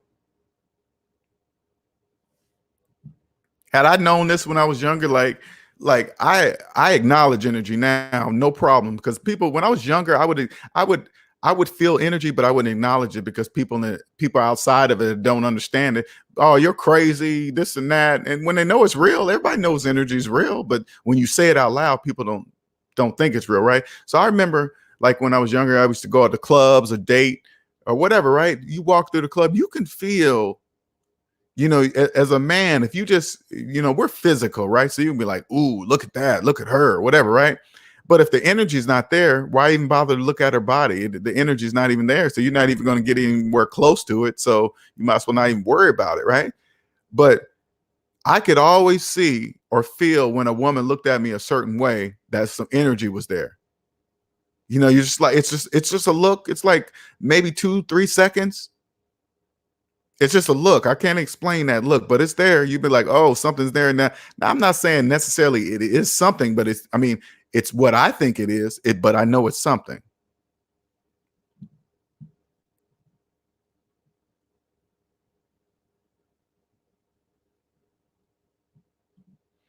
Quentin says, oh, IG model, shaking my head. How do they make money? This guys that fall for it. Hey, guys be paying, man. Quentin, guys be paying. Cosmic says, dating tip, go to Chamber of conference events and someone with a head on their shoulders and a go-getter versus someone posting on social media all day. Yeah, that's a good idea. I like that. Chamber of conference events. I'm going to do that. Write that down. Not that I need to go. I might just use that in the video, though. That's what I'm saying. That's a smart idea. Didn't even think about it. I mean, you got to have it. You know what I'm saying? You got to have a head on your shoulders that you want something more anyway to even hear the advice of what cosmic wisdom is saying. Your head already got to be there to know that. Because if your head ain't there and you read what cosmic wisdom is saying, you wouldn't even understand what she's saying. Why would I go there? That sounds boring. Hyphy says, LJ, have you heard any stories of couples going into huge debt over to pay for their wedding? I've seen it. I mean, it's obvious when you look at it. Like when you see a couple talking about going to Hawaii, inviting 200 or 300 of their friends and flying them all in and staying at the nicest hotel. That's just crazy, man. I know they're going deep in debt. You can hear the way they start talking. But you know what, Hyphy? TV gets people. TV gets people believing that that's how it should be. Like I was sometimes I watch. Now I ain't gonna lie. Sometimes I watch those shows just to cut my brain off. So because I have to watch meaningless stuff to cut my brain off of always thinking about this channel and helping people. That's the craziest thing. When you find your passion, it's very difficult to turn it off sometimes because sometimes I have to force it off so I can spend time with my woman, right? I can go do other things without just thinking about that all the time, right? But I was watching this show on Netflix called Love Something, where these guys, women and men, they're learning about each other, but they can't see each other. They go into this room, but there's a barrier in between them. So they just hear each other's voices and they talk. And then they get to know each other just non-physically, right? And these are now, when you're older, you can see the target audience. Target audience is late 20s to about late 20s to about late 30s. Okay. That's the prime target. So that's who they're in there, right? And these These kids in here, they learn about each other. Then this is a 3-week time span, and then next thing you know, they're saying they love each other, and then they say they ask to be married to the other person without ever seeing them, right? And they're nervous. Oh man, this is gonna last forever, and this and that. It's like, what? Really? I'd be like, TV is just, they're making so much money off this stuff. Even though the divorce rate is over 50%, this show is gonna somehow defy all that without knowing this person. And then they're like, oh my God, I got to have this big wedding and I want this. They all start talking about the wedding, how lavish it's going to be, but never talking about how it's going to be financed. Who's going to pay for all this stuff? They're going to charge it.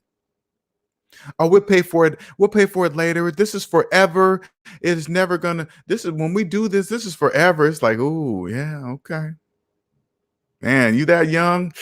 You probably don't even know yourself yet. If you don't know yourself yet, you definitely don't know another person.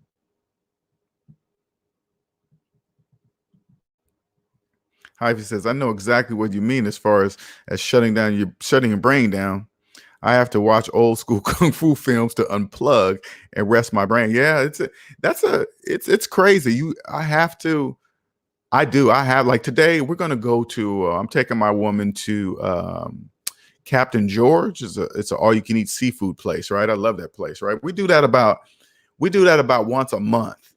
Okay. Just to go in there and just, because she loves seafood. So that's her enjoyment. But I make sure we do that at least once a month. Been doing that for the last 3 years. Yeah, but last 3 years. Good morning, Day. Welcome. Almal says a lot of women these days want the ceremony, but don't really understand what comes with marriage. Yeah, I think it's both, Almal. I think it's women and men. They see TV, get sucked right in and believe it is. And then you see, again, it's this generation, it's even worse because you got social media on top of that. So you got people posting all their photos of their wedding, how it was, and it's so lavish. And then people naturally just gravitate. Oh my God, I want my wedding to be just like hers. It was amazing. Nobody says, girl, how much did that cost? How did you guys pay for that? I mean, these are not questions that you ask of a person anyway, but it's something that, you wish you could ask. You'd be like, hey man, how'd you guys pay for that? People in debt love to brag about how much their wedding costs. Oh girl, it costs about 30,000 or 20,000. They love to brag, but nobody says, okay, how did you guys pay for that? Oh, girl, I don't know. Just charged it, and we're gonna be together forever anyway, and we're for life anyway. So we got plenty of time to pay it off. Oh, okay. All right.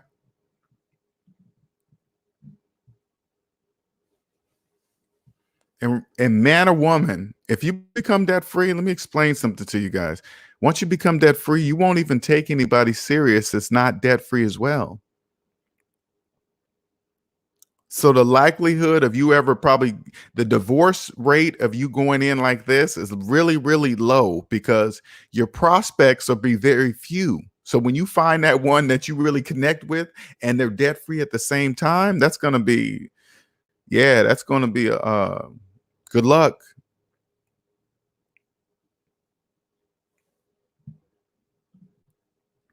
Quentin says, oh, Captain George, nice restaurant. I like Benjamin I haven't been to Calabash. I haven't been to that one. I haven't checked that one out yet, Quentin. Right now, I've been hooked on Captain George, right around the corner,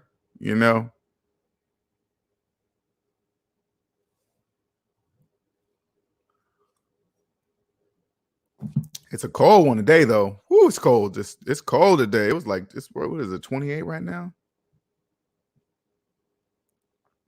Let me see what the temp is. That's 756. Okay, it's 41 right now. It's 41. It went up. Day says there was a story on the local news about a wedding venue that shut down suddenly, had people's deposits and everything, all the money gone. Ooh, they declared bankruptcy nationwide. Oh my God, that is so messed up. Ooh. Don't shame me for laughing, Hyphy says. I seen that story. Ooh, I did not see that story. Oh my goodness, great. That's messed up. Yeah. Can you imagine? Ooh, can you imagine? Mm. Nice. It says, husband wanted to go to the courthouse. I wanted a wedding, so I paid for it. Got to use the church for free. Bought used dress, cake, cooked food ourselves, and invited. Came up to less than 1,000. And you know what I'm saying? I'm saying like this, Nicer. If you have the money, go ahead and if you have the money and you really want a wedding like that, as long as you can pay for it, cool, do it. You know what I'm saying? I'm not saying not do it. Okay. All I'm saying is that pay for whatever wedding you have with cash, with the money you have. Cosmic Wisdom says, none of my siblings that got married had a traditional ceremony. They went to the courthouse and had a nice dinner afterwards. Yeah. They says, yep, I think it was last week or something. Okay. That is messed up. Let me go look at that again. There was a store. Ooh, took their deposits. Oh, money just gone. Bankruptcy. Sorry, gone. Ooh, probably had a whole bunch of deposits of summer weddings and mm, mm, mm. Nobody thinks to look up a venue's. I guess it wouldn't be public information anyway if it was a private type of venue. You wouldn't even know. Damn, you wouldn't even know. I guess you got to look up the history of the place, you know.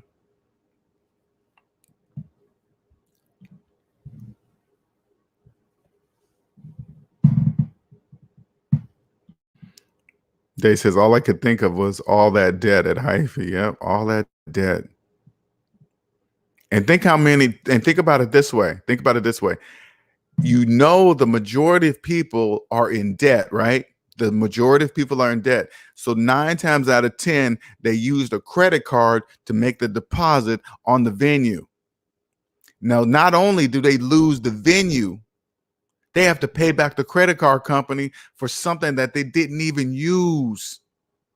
Didn't even use. So now they owe the credit card company. They still got to pay the credit card company. Oh my goodness, that's gotta just, ooh, can you imagine to stick you with that?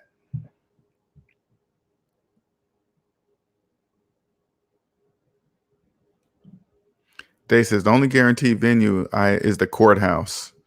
That isn't closing. Sure ain't.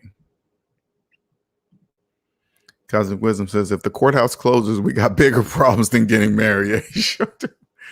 uh, yeah. But I don't know. Would the courthouse to marriages be part of the government shutdown if if the government shuts down? Would that be part of that? I don't know.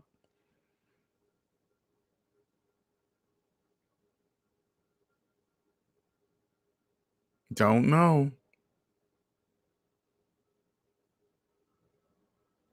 And you see, and when you're trying to retire, people in debt don't know this.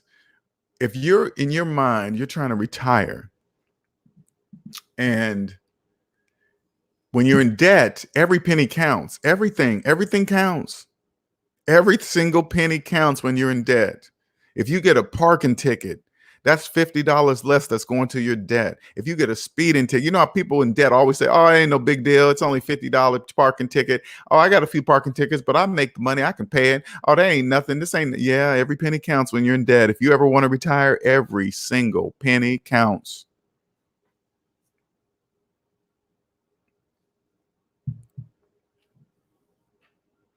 Or retirement will remain an American dream to you until you're dead.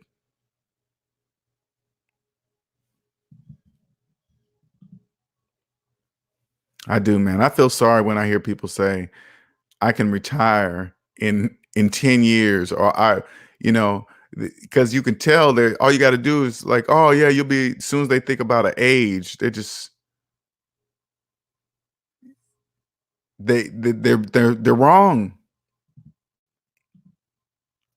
Hyphy says it was good to see a sneaker life grow into a wise man in front of our eyes. He said forget sneakers, all the fame that came with it means nothing if he's still in debt. Let me tell you something, Hyphy. He is very aware. He speaks the language, Hyphy. Okay, he's very aware at a young age. You can tell. I flipped the switch because you could tell by what he's doing. You can see those type of moves that the switch is flipped.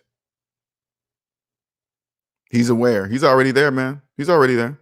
He just needed some guidance. That's it. I can tell you right now, Hyphy, once he becomes debt free, oh man, the moon's the limit.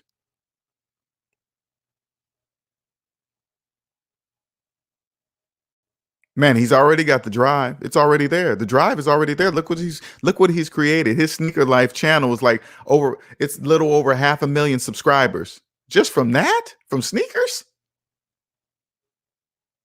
And he got a couple other channels or yeah, stuff, whatever he's doing, right? But just that alone, he has over 500,000 subscribers from sneakers, talking about shoes. Now I know, yeah, I know there's other people bigger than him, but to me, over 500,000 subscribers, that's something to be very proud of. You guys know how hard it was to get even 1,000 subscribers? 1,000? It was hard as hell to get my first 100, let alone 1,000. And he's got over 500,000. Not saying subscribers are everything. I'm not saying that. I'm saying that to me, that's just huge. Views are one thing, but subscribers are another. Now, I heard that you can buy subscribers on YouTube, but this is a guy that you can look and see he doesn't buy subscribers. You know, you can tell.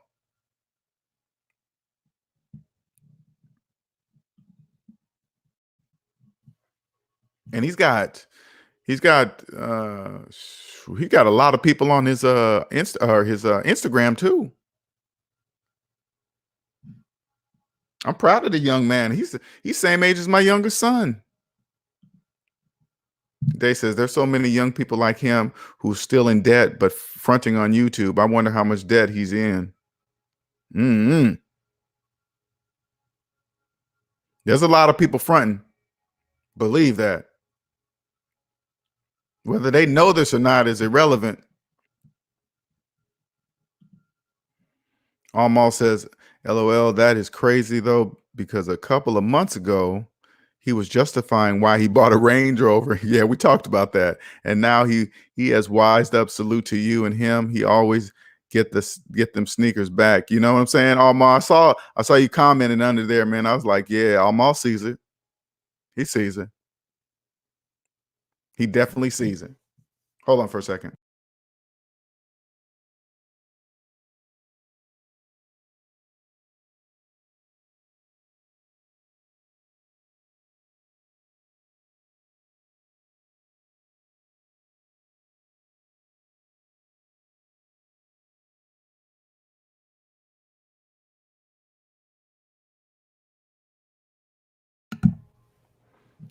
Definitely Almal saw it. I'm proud of him, man. Amazing.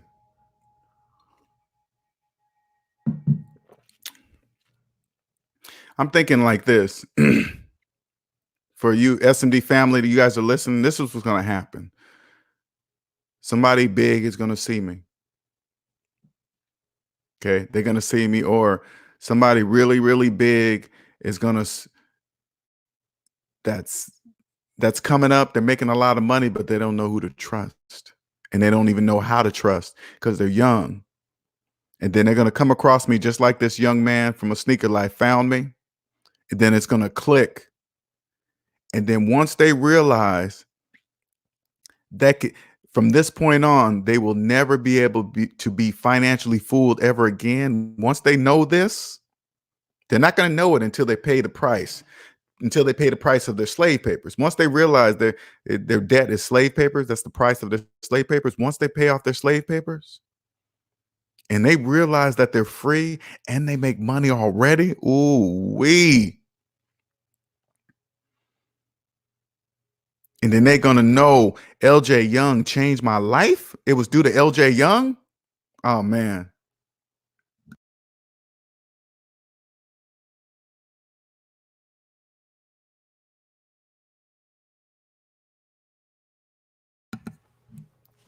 Like Dave Ramsey, he doesn't know that he changed my life forever. He doesn't know that. Dave Ramsey does not know he has changed my life forever. He don't know that. He knows he knows he changes a lot of people's lives, but I'm just saying he doesn't know he's changed mine personally. When I meet him one day, which I will, tell him, man, you changed my life. Changed my life.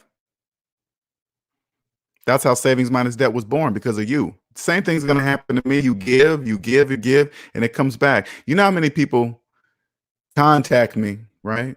And then they buy a service from me. And then they say, is that it? I thought you was way more than that. I hear that all the time, all the time. Now, don't get me wrong. I get some people say, oh my God, that's too much, right? When somebody comes across and says, oh, Linnell, that LJ, that's too much. I go, no, they go, that's a lot of money. You know what I say? Yeah, I know it is. Not to people that know what it's worth. That's not enough money. It's all about perspective. How much is it worth to you?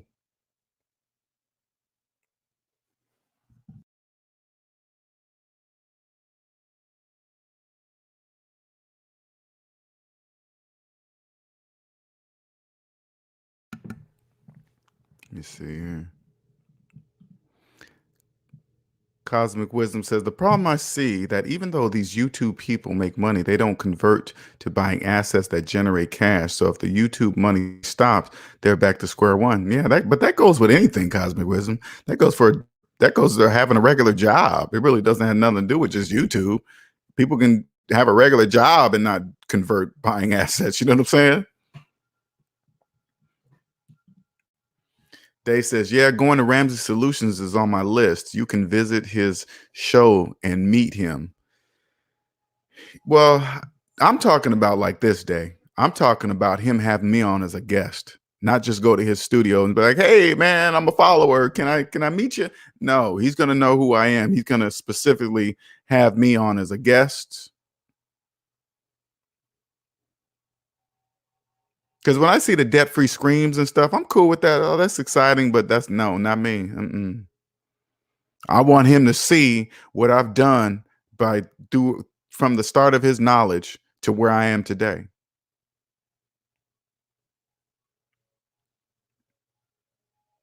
It's more than just a debt-free scream to me, man. This is a debt-free life change. He just taught me the basics, and I thought to myself, you know what? I like Dave Ramsey, but I can simplify the process even more. By simplifying the process, I can reach more people. I can reach the right people. I'm like look at me as like the person, the translator. So say like you're trying to get out of debt, but you want to get on the level of cosmic wisdom status about knowing about properties and where to buy and all this other stuff. Before you can talk to her, you must talk to me. Because a person like her don't have time to say, hey, you know, 1+1 = 2, and then 2+2 = 4. And no, and then you want to learn about property. You don't even know the basics yet. No, you got to learn the basics first. Once you understand the basics, then I pass you on to the person like her and say, hey, I'm debt free. Here's my credit report, Cosmic Wisdom. Can you see it? Got a bunch of zeros. Yeah, okay, you're ready, Sensei. But until then, you're not.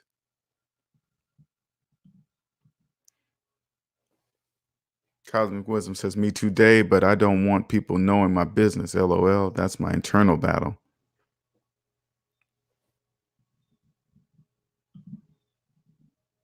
Dave says, right, Cosmic Wisdom, they are buying depreciating. Yeah. People in debt. But you gotta, Day, Cosmic Wisdom, you guys gotta understand something too, though, right? We need people to continue to buy, to finance depreciating objects with interest. We need those people. Everybody can't be rich. If everybody was rich, the whole economy would crash.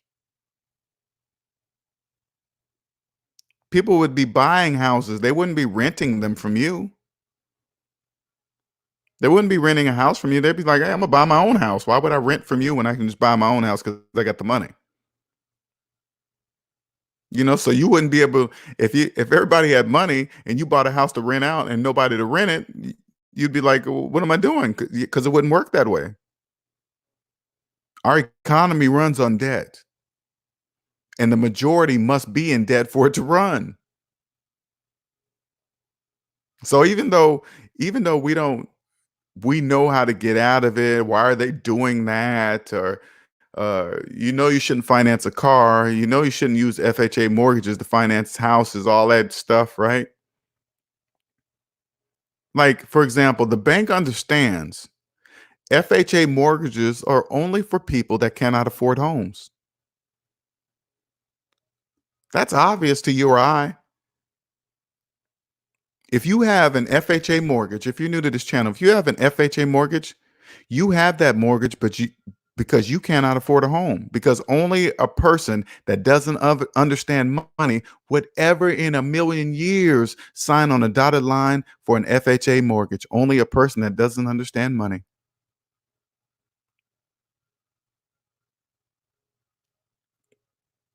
If you understood money and read the details of an FHA mortgage, you would be like, are you nuts? I would never own this house. That's true. If the bank would be able to tell you the truth, they would say, yeah, that's true. If you got this mortgage, you would never own a home. You would never own this house ever.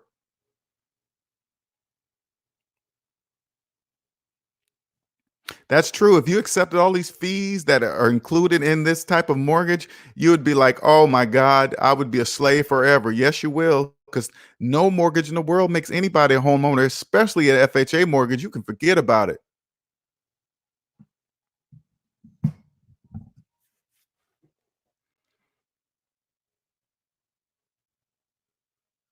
Here, let's put it this way too. If banks, now listen closely, and if you don't understand, say, Linnell, I don't understand. Say, LJ, I don't understand what you mean by that. If banks denied everybody with a student loan, if they denied everybody with student loans a mortgage, the whole housing market would crash. Let me say that one more time. If banks denied anybody that had student loans, the housing market would crash.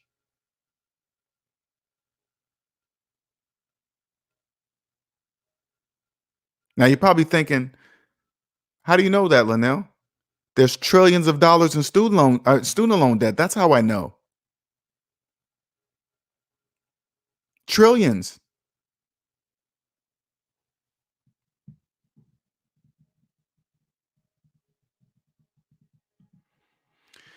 Day says my coworkers did the FHA 3.5% down and scraped up the money and borrowed from their pension account and mortgages a house at the top of their range. Yeah, see what I'm saying?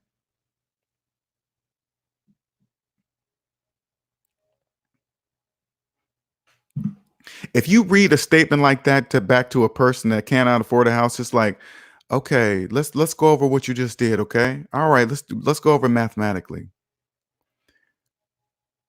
You didn't even have 3.5% to put down on the $400,000 house. Okay. So that means you have no money. So you didn't have to, so you had to borrow that from your pension. So let me get this straight. You had to borrow from your future to pay for your present.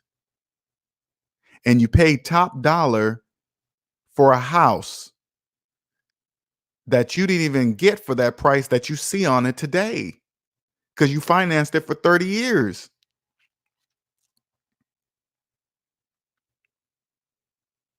Mm, mm, mm. Oh my goodness, man. When you hear people talk like that, Day, you just got to go, okay, well, and guess what, Day? Guess what? I guarantee you that person believes they're a homeowner too, believes it.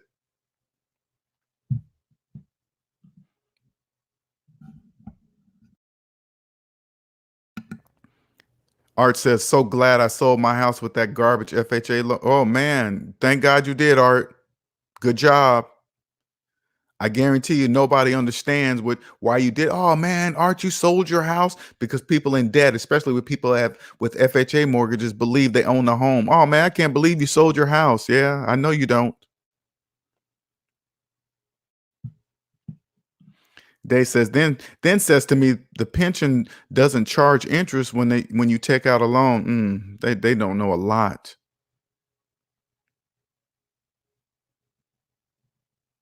They're happy not to have to. Oh, you better believe it's not free. I gotta just read on about it. That's just the same way they'll let you borrow up to 50% of your 401k to do something, whatever you want to do. At 50%?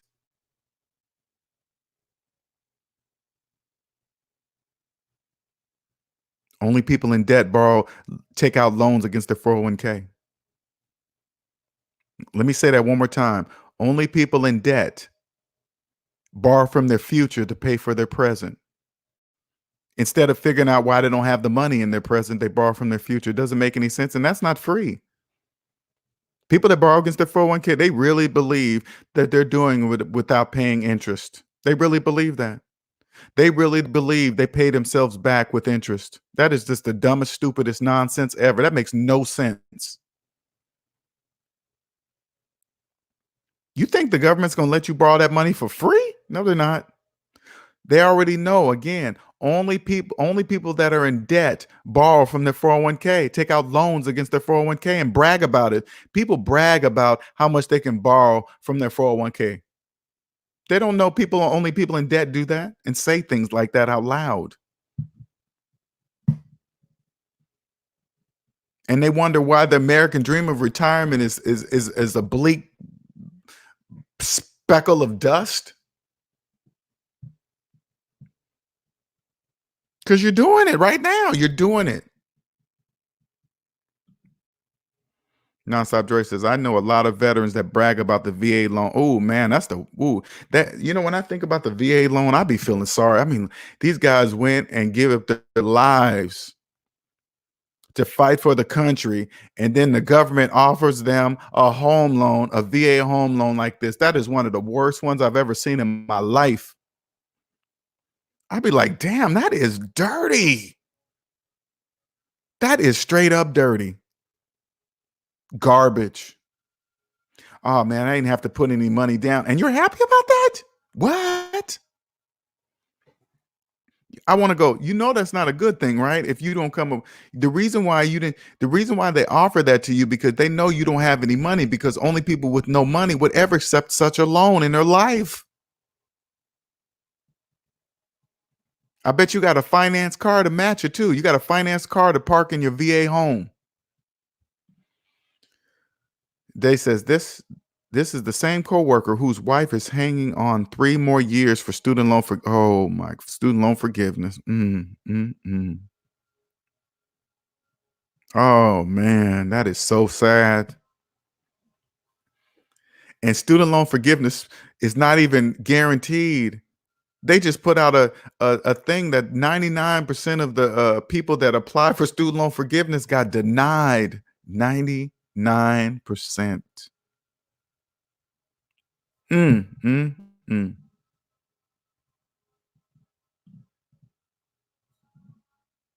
Cosmic Wisdom says 50% or 50K, whichever is the lowest. Look at Cosmic Wisdom talking crazy nonsense. People in debt say, "Are you crazy? $50,000, Cosmic Wisdom? Oh, that's because you got it like that. That's because you got it like that. That's why you saying that because you got money. A lot of everybody don't have money like that, Cosmic. See what I'm saying? People in debt always talk like that. That's where you just got to stop and walk away. You'd be like, oh, okay, well, I'm going to go and have lunch. See you later.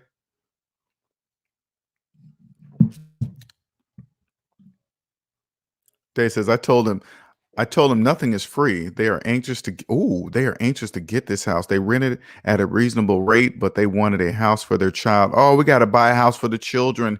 Why you buying a house for the kids? We saw it on TV. They said it. They said right now we should be having a house right now. And so I feel the same way. So that's what we're going to do. Yeah, that's what TV sold you.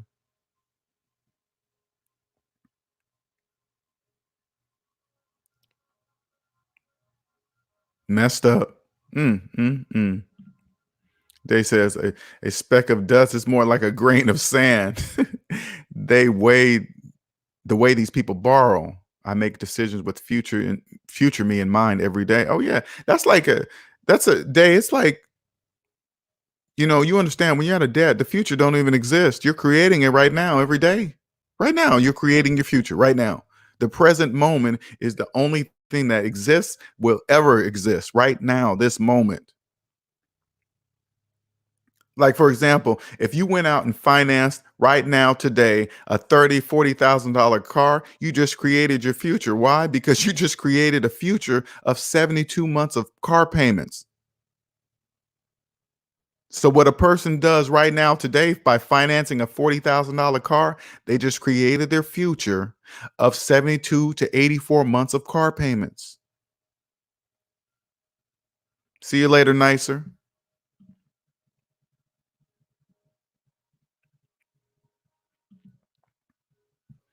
People in debt, they don't know that the future doesn't even exist.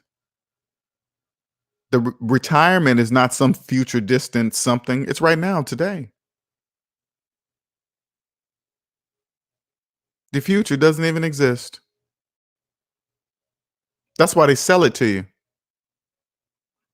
That's why there's so many companies out here trying to sell people in debt their futures.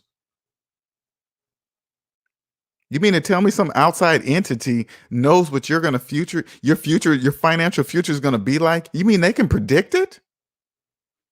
They can predict your financial future and you can't.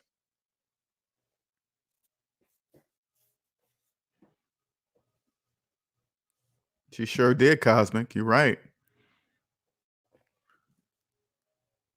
They just said words of wisdom. I make decisions with the future in mind every day. Yeah, I like that. I do like that. I like that a lot. I'm gonna steal that from Day. Sorry, Day. I'm gonna steal it. All right, screenshot. What's up, NC Biggs?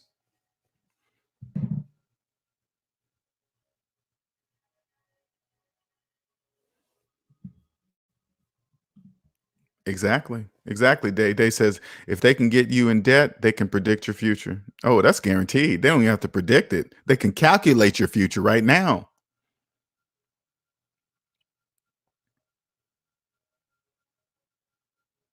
You want to know your financial future today? If you're new to the channel, if you want to know your financial future today, this is all you got to do. Add up all your savings, add up all your debt. Yes, including your mortgage and your student loan. Add it all up. Savings minus debt equals your financial future today, right now, this minute. If you don't do something about it, it's going to be worse than what you're looking at right now. That's your future. That's your financial future right there. And it changes daily because of interest. So every day, if you add up all your debt right now, savings minus debt equals your financial future. Add up all your debt right now, today. This is your future today. Tomorrow, it's going to be deeper. A month from now, it's going to be deeper. A year from now, it's going to be deeper than that. I'm telling you your financial future right now. Now, all you got to do is believe it. So think about this. If it keeps getting deeper, what do you think what's it gonna be like when you turn 65? If you know what it is today, what is it gonna be like? If you don't do anything about it, what is it gonna be at age 65? It's gonna be worse. Damn, LJ, you did that fast. Sure did. I did it all just with the title of my website scrolling on the bottom, savingsminusdebt.com. Just change your life. That's life changing right there.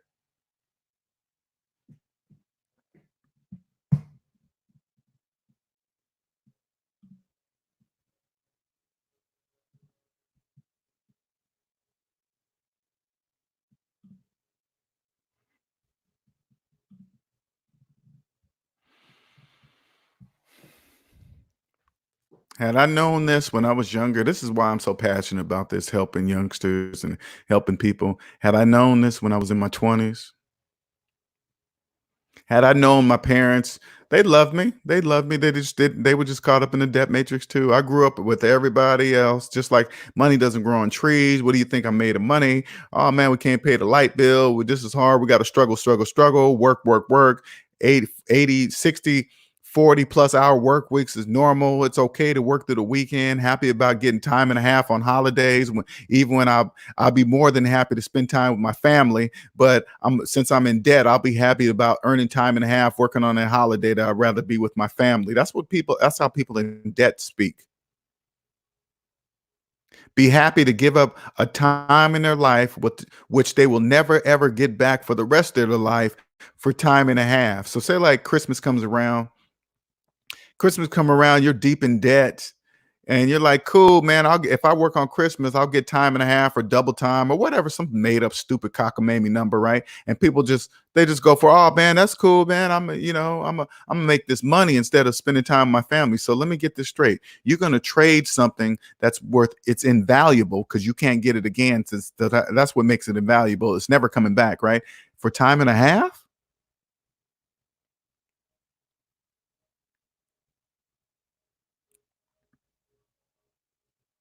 Only people in debt talk like that.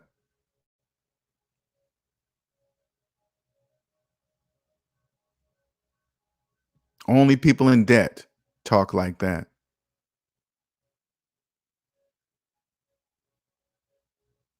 You can figure out your retirement right now.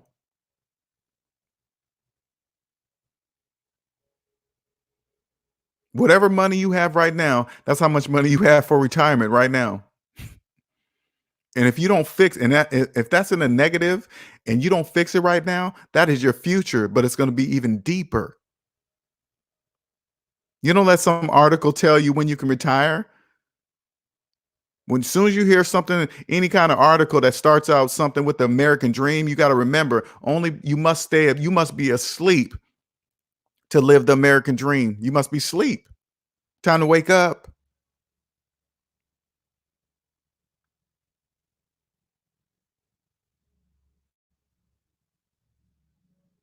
I hope you wake up because time's running out. Running out fast too. Once you get out of debt, you will clearly see how much it really costs to retire. It's not a lot. You don't need a lot of money to retire. The thought of like when you tell like this is the funny thing, and go ask somebody in debt and say, "Hey man, this is funny." Ask somebody in debt, say, "Hey man, how much it'll take to retire?" You think a million? Somebody in debt say, "Oh man, nah, man, a million's not enough. That won't be enough, man. You got to at least have a couple $1 million in the bank, and diversified assets and this and that, and invested in stocks and bonds." They'll run this whole spiel down to you, and then you go, "Hey, by the way, do you know how much debt you're in?" "Oh no, man, I don't know that." Then what are you talking about? You just made absolutely no sense. That's why you think you need $1 million+ to retire because you're in debt. You get out of debt, you'd be like, "Oh man, this is all it takes." Yeah, that's it. You don't need all that. You don't need all the stuff you see. You don't need multi-million-dollar policies. Those retirement, like, let's put it this way. Let's put it this way. You get out of debt, you have money. Not only are you earning money on like phantom income, which I've explained this many times. Anything the opposite of majority, anything, anything to do financially, you do the opposite of the majority. So if you're paying less on anything financially, that's money in your pocket. That's phantom income, right? And then when you're young, you can get $2, $3 million, $4 million policies, life insurance policies. That's frosting on the cake. Now, if you teach your family about money early in life, right? And then you start getting life insurance policies at a young age, and then you pass, and that policy passes on to your family. They already understand how money works. They're not just gonna blow that money. That's how wealth is truly built. Guaranteed ROI is taxes. Life insurance policies, get those. Get them young. They're cheap, when you're younger, because you're younger, it is the cheapest policy, whatever, right? And then if you teach your family about money at a young age, teach them stay out of debt. When you die and that money passes them, they'll know exactly what to do with that money. They're not going to throw it away. You give $1 million to a broke person, that money's gone within 2 years. Gone.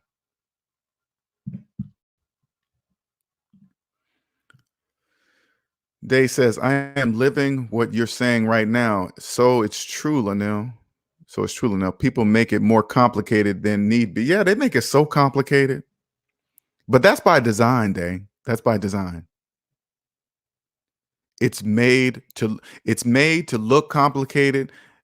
They make it look so complicated. By the time you let a person know how simple it is, they won't believe you because they've been told all of their lives that it's complicated. That's all part of the system. That's how it works. Whoever designed this system made it so simple that people wouldn't believe it. Hey man, you know how to get out of debt. All you gotta do is use the math that we learned in grade school. They'd be like, what? Huh? Dave Chappelle, look, huh?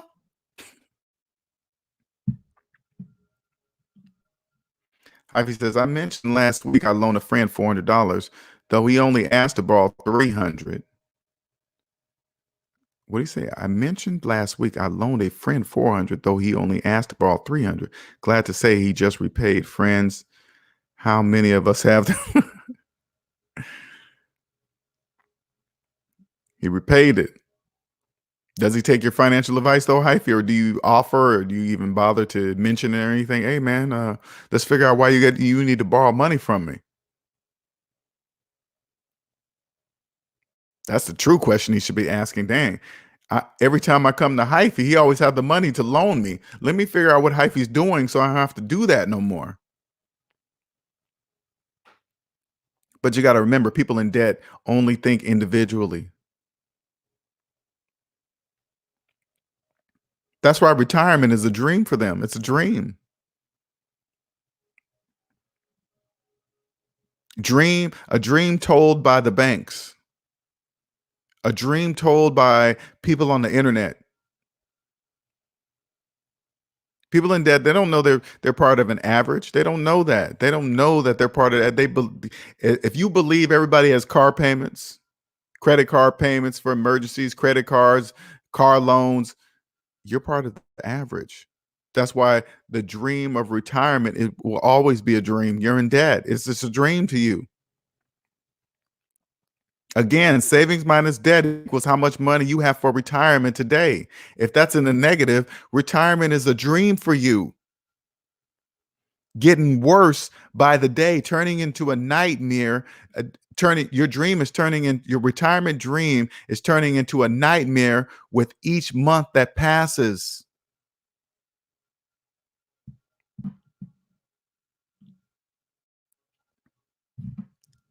Messed up, ain't it?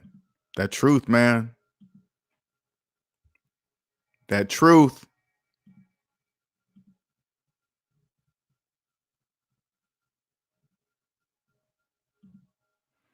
NC Big says, to bring up a story one of my friends I can share with everyone soon. Oh, okay.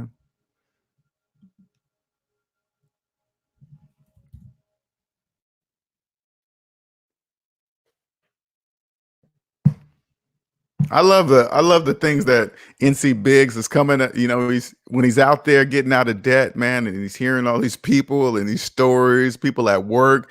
It's like, I know he'd be thinking, I know NC Biggs be like, man, how did LJ know that? How did LJ know they would say that? How they know they would do that? Yeah, that's my world. That is my world. What's up, Gabriel? You got to tell us the Monopoly story with your brother, man. I just put the link in there, man. So whenever you're ready, man, come online. Everybody's been dying to hear it. I read your email. I heard you got lucky again. Again? Huh?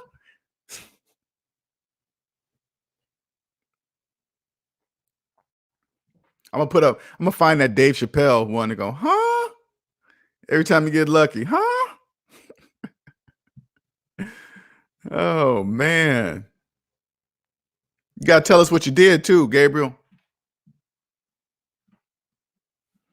Like I said, I just put the link up in there, man. You want to jump on, let me know. I'll see you. What's it? Hey, NC Biggs, what's it feel like, man? What's it feel like being Neo in the debt matrix right now? Hearing all this stuff by people in debt, telling all those debt stories, and you can't say a word about it. You can't even say anything because you're gonna get outcasted. You better not get in there talking about, hey man, don't you want to retire? You want to retire one day, right? Cosmic Wisdom says, man, I hear stories every day. This week, someone owes the IRS $30K because they didn't watch their bank account. $30,000. Oh, sheezy. I couldn't even imagine that.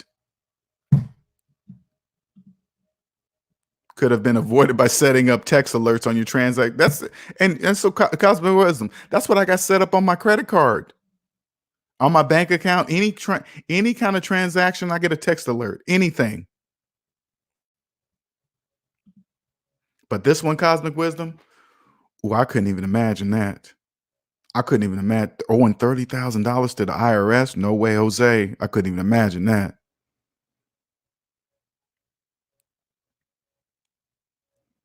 And they got the ultimate power. They can go into any bank account, any kind of anything, and just take it. And you got to think to yourself, why do they have that kind of power? Because taxes are the backbone of the whole economy.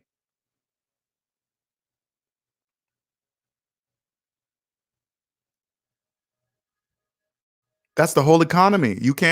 There's a reason for that. All you got to do is get out of debt and you'll see it. You'll be like, oh, crap. That's why I shouldn't be cheating on my taxes. Yes, that's the reason. They says, Hyphy, you mentioned Credit Karma soliciting you. If you put a security freeze on all 3 credit bureaus, they can't recommend cars to you. I was scrolling up to see that I missed. Yeah, I thank you for bringing that up, Dave, because you're right. I don't, mine is frozen, so I don't get recommendations like that anymore. So you're right. I don't get those. Gabriel says, well, I was nice to him and I lose to him on purpose because he thought he could beat me. So he searched online how to beat me in Monopoly. Okay, hold on. That's not making sense. Okay. Well, I'm nice to him. I lose to him on purpose because he thought he could be. Okay, you got to explain that. I'm not understanding that. So he searched online how to beat me in Monopoly. What is he searching for? What's he looking for? How to beat my brother?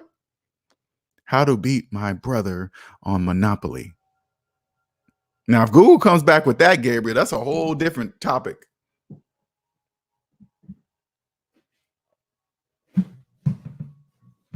And like I'm saying, even when I tell you guys Monopoly, I'm not saying you're guaranteed to win 100%. I'm just saying you will be in the 90 percentile of wins.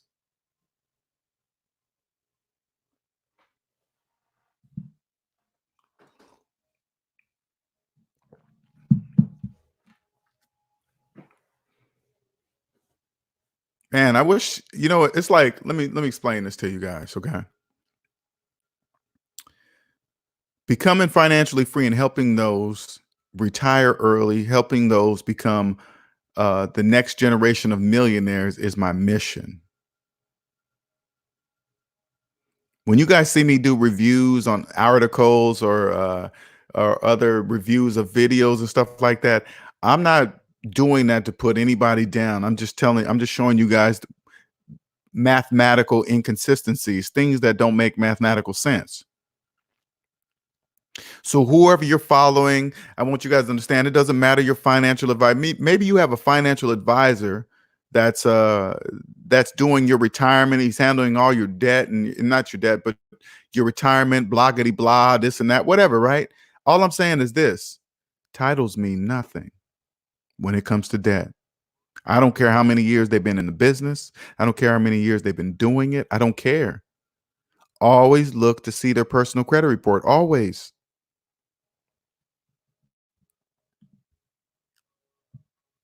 If you got a financial advisor, I always say this so you can understand the seriousness of this. If you got a financial advisor that has student loans that are older than their children, they shouldn't be giving you advice, because nowhere in the world that makes mathematical sense. Nowhere in any language, anywhere on earth. If you have somebody giving you financial advice, you got to say to them, hey, okay. And you ask them that question, they say, oh yeah, I still got my student loans. And then you look and see what year, because people like that usually have their college degree posted up on their in a frame on their wall. You ask them, do you still have your student loans? They say yes. And then I want you to turn and look and see the year they graduated. And then I want you to say to them, if you can make that make mathematical sense, I'll take your advice. What's up, NC Biggs? Hey, what's going on, LJ? How you doing? All right, man. I see you've been at it. You've been at it, huh? Well, I just a friend of mine, dude, real close to me, man. He making some real bad financial moves, man, and I had to be quiet about it, man. Like, support. What'd he do? So you know how those, you were talking about how you went to those seminars, right? Those seminars, you go to them and you listen to them, and then they try to sell you something at the very end, right? Oh, MLM, multi-level marketing things, yeah. Yeah. Well, it was more something kind of like those, but they were teaching them how to handle real estate and stuff. Mm-hmm. And so one of the strategies this guy told him, he said, first off, the guy told him, he said, I asked him a few questions, and I was like, okay, well, some of that might work, but he's talking about, having business debt, instead of, and I've listened to you enough to know that business debt's not bad. It's in the comparison. It's depending on how you set it up. But then he started talking about like the advice the guy gave him. He was like, I want you guys. He told them one thing that I was just like, what? And it was like he told them to go on Monday to call their credit card companies and to tell them that what is the max I can get on my credit card. Yeah, now, right then there. Right there tells me everything I need to know. Right there. Yeah. Mm-hmm. Mm-hmm. So I was like, what? He was like, yeah, man, it sounded crazy to me too. And I was like, yeah, it definitely sounds crazy. He's like, why did he tell you to do that? He's like, well, he said, he's like, well, what you do is you call up the company. If they don't give you what you want, hang up and then call them again and keep calling them until they give you the max that you can get. And then once you get the max, you use that money to go and invest into the market. And you should, based on the program, the way it works is he says you'll get a return. And I know hyphy screaming scam just by listening to this right now. But he's like you'll get the return. So I'm like, I'm not explaining it to the justice that he gave it, but even so, I was just like, man, so he wants you to max out your credit cards, and then he wants you to get your credit cards maxed out to the maximum it could possibly be. I asked him, I said, how can people sell the house? He says, well, this is a seller's market right now. You can't lose. And I'm like, all it takes is the market to crash and you're screwed. You're stuck with all this. You're stuck with this house you can't afford. And or if the house doesn't sell for a little while because it doesn't meet the price that you needed to be at, you're stuck with this house and you're making payments on a house that you can't afford to take care of. I mean, you can't afford to handle. And he was like, no, the way his system is set up is you just can't fail. And I was just like, I was like, I don't believe in you can't fail. I was like, what do you mean? Like you're gonna be in debt, like, and you're Mm-hmm. gonna be owing somebody else. And I said, basically, I said, do you know who wins in these case scenarios? You do this with the credit card company. He was like, well, he's like, well, basically, I'll win, but if not, he's like, it'll be it'll be the people that I'm trying to sell the house to. So I was like, no, it's gonna be the credit card company because they're the Mm-hmm. one you're investing their money Mm-hmm. Mm-hmm. to make profit. It's like Mm. I was like, you're going to you're gonna risk yourself putting yourself out there, and it's dangerous. I said, this is dangerous. I said, you gotta think about this. I said, you need to really think about this before you do this, man, because this sounds crazy right here. And of Mm. course, but I said that, but then when he started telling me everything and everything, I was just like, okay, all right, makes sense. Yeah. I didn't want You to gotta walk argue. away. You gotta walk away. It's sad, and it's not really the business. As long as the business that first of all, if he's going to this conference or whatever, if it's a legit business, it's not a scam. It's legit. Okay, so Right. but financially, it makes absolutely no sense. But then all of a sudden, when they tell you to go increase your credit card limit, I remember going to a seminar like that saying, and this was while I was in debt. Hey man, you want to do this, go and ask your credit card company to increase your limit. That's just saying that you have no money. That's why you're going to your credit card company. You have no money. That's why you're doing it, right? Right. And I remember this conference said that. I thought to myself, are you insane? I'm not increasing my credit card limit to buy your package. I said that to myself. And in this particular conference, there was so I sat there in the chair and I watched how many people ran up to the front to do exactly that, to either charge for the service, put it on a credit card, or run outside to get on the phone and start talking to their credit card companies. A lot of people did it. Yeah, I told him. I said, I mean, I'm not saying this guy's a scammer or anything, but if I was in your shoes, I wouldn't even invest in anything. I wouldn't even try to invest. Try to invest in anything is what I said until you pay off all your debt, because while you're in debt, anything that happens, you're just spinning your wheels. You can't really. Well, he You don't really know. can't get loans. He don't know what they were saying. Hey, go increase your credit card limit. They're telling him, hey, we want you to go get deeper in debt. That's what they're saying. We want you to go deeper in debt by asking you to increase your credit card limit, right? Oh, and call and hang up, call. That don't even make any sense. Call and hang up, call and hang up, call and hang up. That's the dumbest advice I've ever. It doesn't make any financial sense, but to a person in debt, it makes total sense. Yeah, he probably saw the guy on stage, saw the way he was dressed. They probably showed a couple pictures on the background. Hey, this is my house. These are my dogs. These are my kids. We go from poor to rich now. Their whole same scenario. They all do the same thing. Yeah, it was that, and then the guy was telling him that's why I brought up the last time. He was telling me he brought up the don't pay off your. Don't pay off there's good debts for people that are not in businesses too. Like if you buy a house if you buy a car and you use that for the business, and so you can write that off. And I was like, well, then that's a viable business you're talking about. But what about he was talking about, well, student loans, and I was like, well, student loans are not a good debt. Like that's not a good debt. Did he call it student loans good debt? Yeah, he said it's a good debt. That's what he said. That's what the guy said. Yeah. No, well, this is what he said. Yeah, but he said this. I don't know if the guy. No, not you. I mean him. That's what I meant. Yeah. I don't know if he said the guy said it or good debt because he get to write off the interest, right? Right. Gotcha. And then he said the same thing about the house, and I had broken down that math. That's why I was saying that to you, because I had just got on the phone with him not long ago, and he had said he had broken down this math. Like if I make, he said he gets more than this, of course, but he said if I get $100 tax credit for each year I have the house, he said you times that by that $100. He said of course he makes more than that, but times that by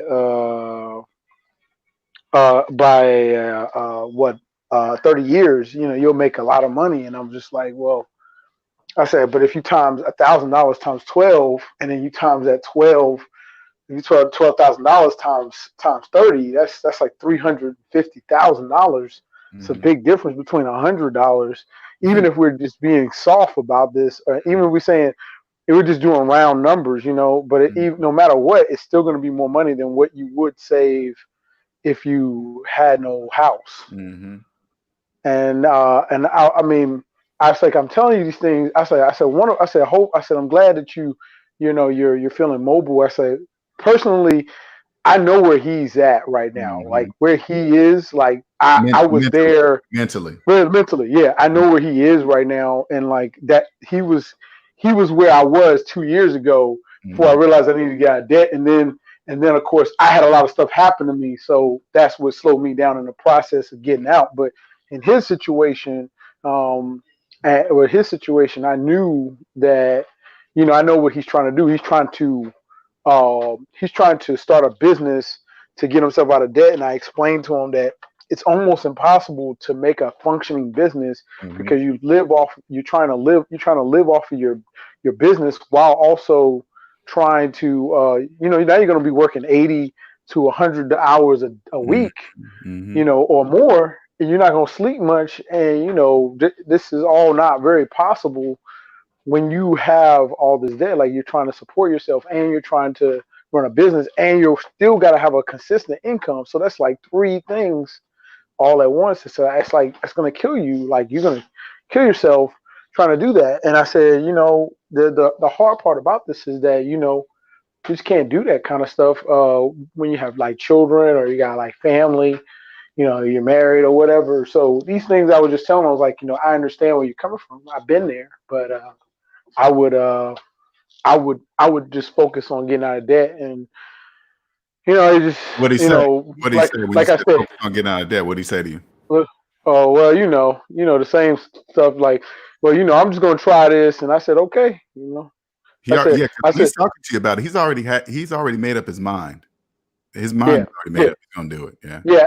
And I realized that it just didn't feel like, it's kind of like when you have friends and stuff, if you give them the advice, and then if it don't work out, you don't judge them for it or anything. You just and I like the way you looked at it. You looked at it as he's where mentally he is where you used to be. So that keeps you humble to realize you gotta remember, because I mean, I've been out the game for a long time, but I understand that I was there once, and that's what really does keep me humble. You gotta, and it also keeps me humble is knowing this. If he trusted mathematics, he wouldn't say the things he's saying right now if he knew and trusted math. Yeah. I like I said, I just break down stuff, and then if my friends don't accept it, I just try to either remember that I was there, or I remember that look, I made mistakes. I made plenty of mistakes in my life. Maybe if I say it and then I plant the seed, maybe it'll grow fruit, or it won't. But whether or not it grows fruit or not, I at least said it, and they know it. And so then and one day if they ask me, well, how you living like this, or how you get to this level, that's when know when they ask you how you're doing it, or why you're so happy, or why you don't never seem to be talking about problems. They're gonna be like, oh man, let me talk to him and see what's going on, because this is not making sense. Yeah.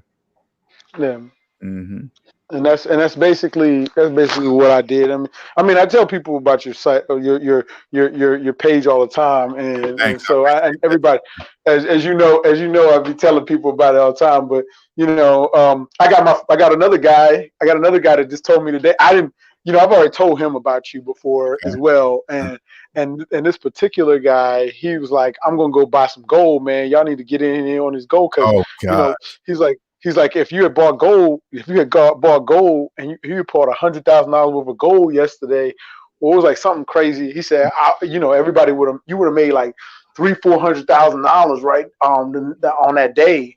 And I was like, he was like, yeah, y'all, we need to all get in on this gold thing.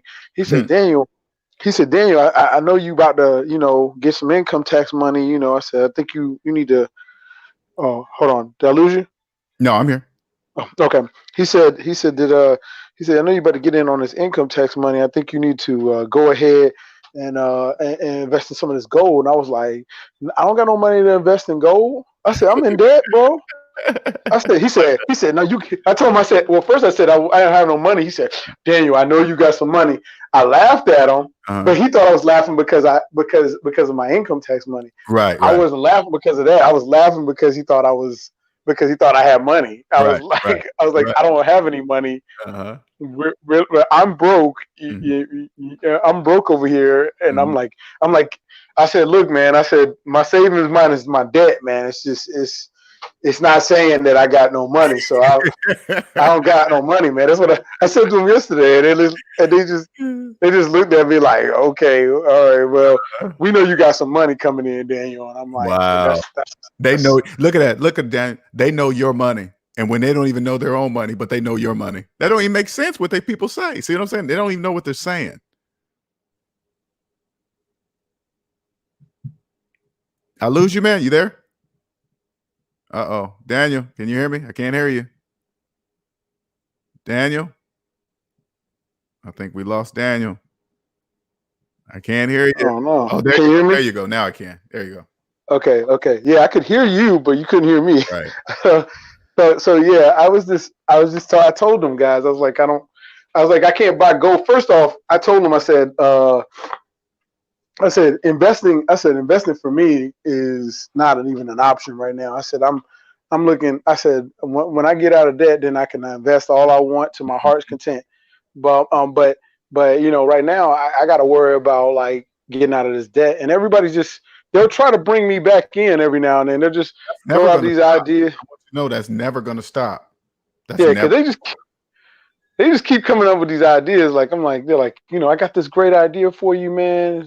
It's going to be the best thing in the world, man. It's going to make us rich. And I'm like, well, first off, I mean, you can make money fast, but you can't make, but no kind of money can be fast if you're in debt. Like you can't, because you're dependent on that money for something else. You see that money, you're just taking that money to pay. What's that old saying about paying Peter and Paul? Like robbing Peter to pay Paul or something like that. Yeah, I'm robbing Peter to pay Paul. And then I'm gonna be in all kinds of debt and sitting here crying about it. And it's gonna be bad. So I was like, nah, I'm good. They don't know it. And this is when you get out of debt too. You got to remember this too, man. We need those people. Daniel, we need those people to keep. We need more of those people to. I mean, the majority must continue to think that student loan debt is good debt, mortgage debt is good debt. In order for us to remain rich and free, Daniel, they must remain like that. That's how the system works. You just hate to see it. It's like it's like you say you're like Neo. You said I'm like Neo. I'm not Neo, man. I'm over here like one of them random guys in the corner that Neo saved, man. You know what I'm saying? You know what it is? Well, you gotta remember, paying off your debt forces you to be able to learn this slowly, because I promise you, Daniel, if it hit you all at once, you'd probably be depressed for about 2 months straight. You wouldn't go to work. You wouldn't drive anywhere. You wouldn't see your kids, because you're gonna be like, man, I could have been a millionaire back in my 20s. It would hit you really hard, and you start thinking about all the money you spent. So by you paying off your debt forces you to learn these things slowly. So these things that you're hearing, because you got to remember, if that guy would have came to you and you was in the same mindset as him, and that money came in, you would have said, oh man, gold. Okay. All right. I'll get how much? I'll flip this house and do what? Okay, let me do it. And then you would do it. Well, I mean, I don't know about the flipping. I don't really trust a lot of those. Kind of gimmick. There's a whole bunch of gimmicks. Yeah. I'm just saying something that says they're gonna make someone would have pulled me. Yeah. Right, someone would have pulled me, and that's the thing. Like, I mean, all these programs out here, all these like quick fixes and stuff. There's no quick fix. You just got to do the work. You got to put the time in. There is no fast way out of debt. There is no fast. That's why they sell people fast ways out of debt. Yeah, there's fast ways to get into it. So it's a freaking roller coaster ride straight on in. Like, it's just like you go up the hill real fast. Oh, it's easy to get into debt. That's why like I said earlier, there is no fast ways out of debt. This is why companies sell people fast ways out of debt, because it doesn't even exist. So they sell them something that doesn't exist. Yeah, it's just those two right there, man. Those two scenarios right there just hit me. I was just like, it's kind of crazy because like now we have people having conversations at work is just like, it's like, man, it's frustrating now because like some of the conversations at work is like ridiculous. Like, I don't know, maybe this one's on me. I don't know, but one of the conversations we had at work was about the mission. Some people were like, we want more money, and the other guy was like, we should be happy that we're getting more work. And I was like, that because that secures our job. Because if the more work we get, secures our job. And I was just like, wait. I was like, hold on, wait a second. Like, no, I don't want to do more work and not get more pay. That doesn't make sense. Like, it's just like that sounds backwards for me. And then, and of course, that was a big argument for me, because I was like, listen, man, I don't want to hear from anybody about more work, and I'm getting paid what I was getting paid before. Not counting the little increase that they give every year. That little increase that they give every year, little peanuts, 50 cents, sent you some scraps. Yeah, give you some peanuts. Right. But you're gonna take away from the other departments their workload, so you can give us more workload, then fire that department's crew. I'm like, I don't really want that. Like, that doesn't seem like a fair thing. They're like, well, it's job security. I'm like, but I don't want that. Like, listen, they think people in debt think a job is security, and it's not. I'm like, no, it's like, if they need me, they're going to keep me as long as they need me, regardless of what workload I have. Now, once that workload ends, they're going to get rid of me just like anybody else. Correct. It was a big thing. Everybody, a lot of guys, one dude was real passionate about it. And I was just like, maybe he was real passionate about, like, no, man, they give you recognition. I'm like, but recognition doesn't mean anything if you don't get anything for it. Like, you're not getting promotions. Those are slaves. Those are slaves, man. You see the way slaves talk? But they don't know they're slaves. That's the best slave to have. A slave that don't know they're a slave. That's the best kind of slave to have. I honestly thought I was wrong at that point. I was like, he was like, well, Daniel, you talk about well, money is not not important as important as people think. And I'm like, yeah, money's not important, but I don't want to do extra work for somebody with no expectation of money. Like, well, see how you're thinking. See how you're thinking right now. Now, I want you to understand something. That's the same. This is exactly how I started thinking. Once I changed my mindset and I started listening to people at work. And then once you get out of debt, Daniel, it's going to be 20 times worse. You're not. If you hate your job, you're not going to stay, because you're not going to tolerate any of that stupid nonsense. You're not going to tolerate it. You're going to be like, you want me to do what? For what? Okay, you want me to do more of what? And you're not going to increase my pay? And you're going to think, why do you think I would ever do that? That's like an insult. You're insulting me, right? You ask me to do more work, but keep the pay the same. You're going to ask your boss, why would I do that? Please tell me that. If you can justify me doing that, I'll do it. Of course, there's no answer. You know what I'm saying? Then you're going to say, you know what? I don't want to be around here. I quit. Then you're gonna quit. That's how. Well, I mean, I'm already having troubles with my part time because I don't know if it snowed where you were at, but it snowed here in North Carolina. Okay. So in North Carolina it snowed. So what it ended up happening is we didn't work on Thursday. I'm not scheduled on Fridays. One of the managers just sent me a text, hey, we're gonna be here, and if you can get here at this time, that would be great. I was like, hold on, wait a second. I'm not scheduled to work on Fridays. Like, what are you talking? Like, I was like, what? Like, I was like, just the way people were talking. See the way he talk? See the way he talk? You just automate. You know why? Because people are in debt. They'll do it. That's why. When you're not in debt, you be like, hey, wait a minute. I'm not going to be there tomorrow. I'm off on Fridays. Oh, man, I forgot. Because he might have forgot, because he talks to everybody that way. You see what I'm saying? So you don't really fault him for doing it. He just forgot, because the majority of people don't do that. They say, "Oh, okay, boss, I'll be there." Yeah, Because they need that money, because they missed Thursday. So they, man, I need that makeup for that. I need to make up for that money. So I got to work for Friday. Yeah, only people in debt need to do that. I don't know. I'm just having these. I'm having these problems with just the way people are talking and the way people are saying, and I feel really like I told you before. It's like you sometimes you just feel alone out there. Like it's like nobody understands. I mean, like I said, I got a few people I could talk to, and the SMD family, and then of course I got like one friend I can talk to about most things like this, but. People just be coming up with these plans, and I tell them, like, I've even some of these plans that they've done, I've already done them, and they'll be like, well, I got this program that's gonna help me, or they're gonna walk you through it and stuff. If you pay $30,000, they're gonna work you through the whole program, man. They're gonna teach you everything. I'm like, man, listen, man, don't do this, man. Don't do this.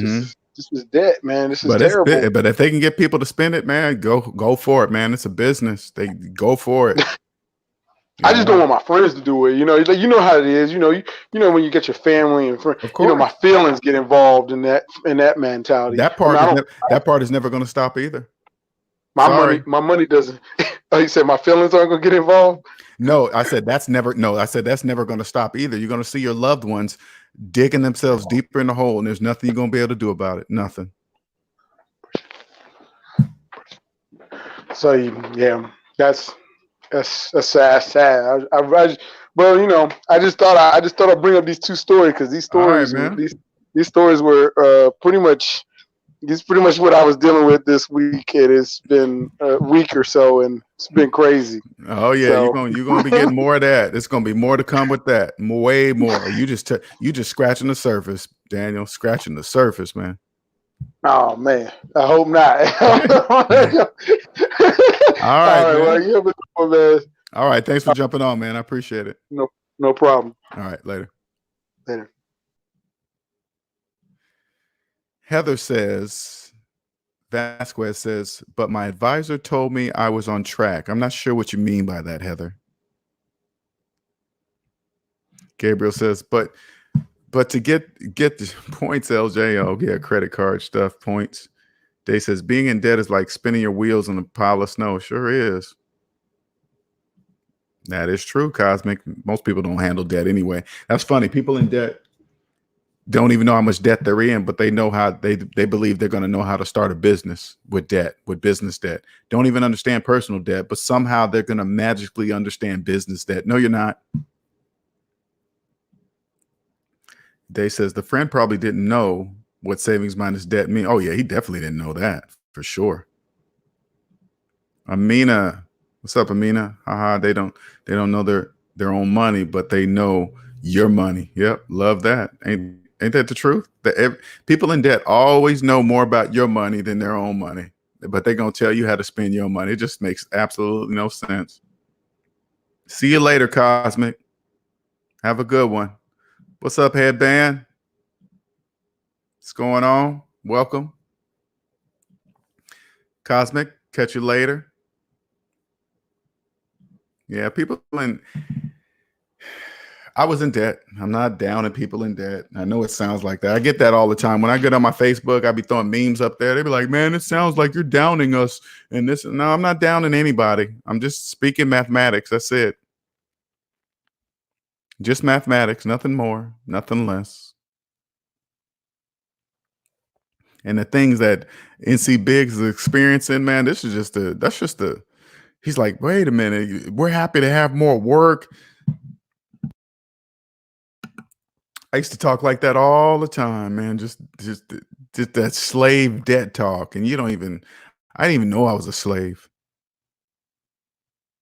Happy to work over 40 hours. But I mean, get on Instagram, Facebook. You will see people bragging about getting in that overtime. It's like, I don't want to even work, let alone have a job, work over 40 hours. I don't want any of that nonsense. None of that. I'm getting that money. I'm on that grind. They be saying that stuff all the time. I'd be like, whatever. You're gonna grind. You're grinding your finances into oblivion. That's what you're really doing, man. The younger you learn this, man. Man, these youngsters, man, I'm telling you, man, the younger you learn this, man, you're gonna be killing. You can still be young, kicking with your friends, but you're just gonna be doing it with real money at half the price. Everything you see your friends doing, if you're a young adult right now, everything you're seeing your friends doing, let me tell you something. They're charging it and paying full price. Get out of debt, you can do the exact same thing for half the price.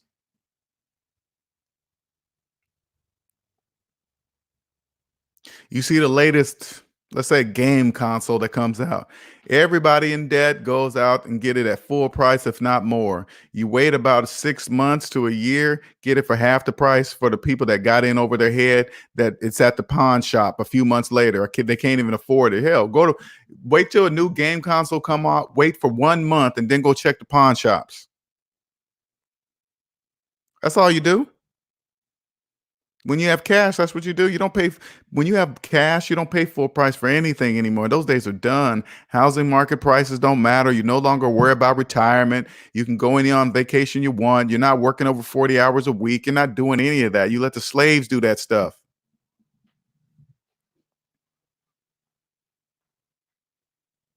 If it wasn't for the slaves, we could not be free. We could not be financially free. Everybody can't be rich. Everybody can't be wealthy. If everybody was wealthy, there'd be nobody left to finance stuff. I'm here teaching people how to be rich, wealthy. Wealthy is rich. It means you have a lot of money. Wealthy means owning the time in your life. If you own the time in your life, you have the time to make as much money as you wish. Never interchange rich and wealthy. Those are two drastically different things. On this channel, I teach you to become wealthy. If once you become debt free, guess what? You now own the time in your life. When you own the time of your life and you got a job, you don't work at places you hate. That never happens. You walk into the interview, you say, "Hey, I'm this good. This is how much I'm worth. This is how much." Oh, we got a pay scale and this and that. I don't care what your pay scale is. This is the end I'm starting. This is the amount of money I'm working here for, period. Oh, you got to work your way up to this level, E2, 3, 4, 5. No, we're going to start right here.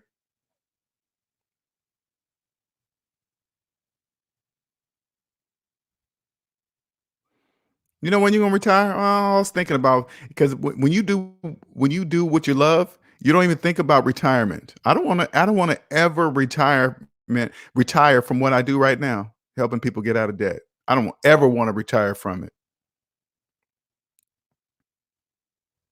I never want to retire. When you're working at a job you hate, of course you want to retire. You want to retire from that job. Your life doesn't stop.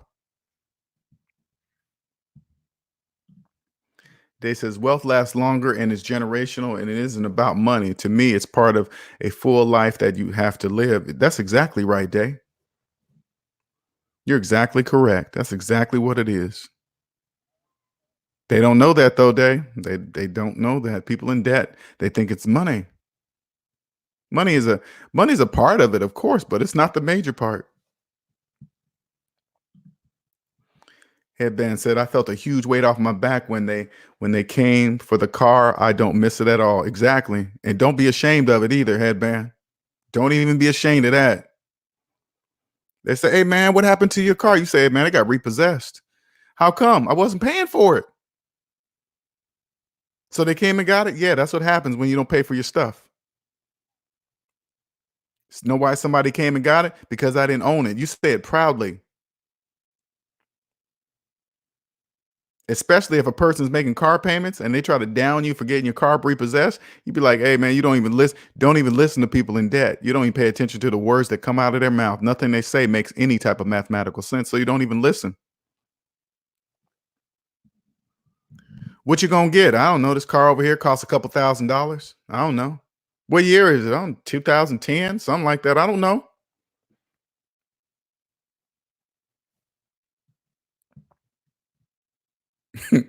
Just like you see, hey, Headband, you see hyphy? Yep, I sure do know what it means to have a vehicle repossessed. Looking back, I don't regret it one bit. Hell no. Keep that take that depreciating object. You just stopped the leaking in my bank account by taking that dang car.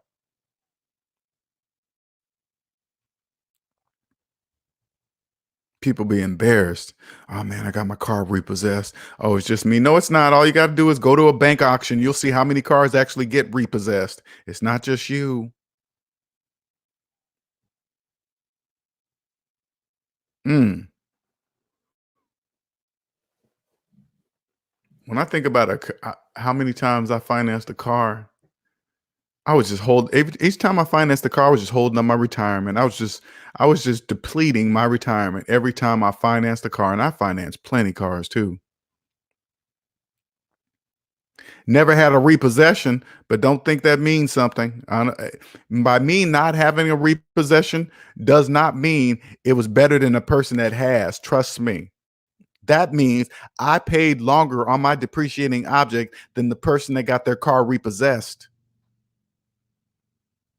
Let me say that one more time. Even though I made car payments and never got my car repossessed, the person that got their car repossessed, their stuff stopped. Mine continued. I continued to make payments.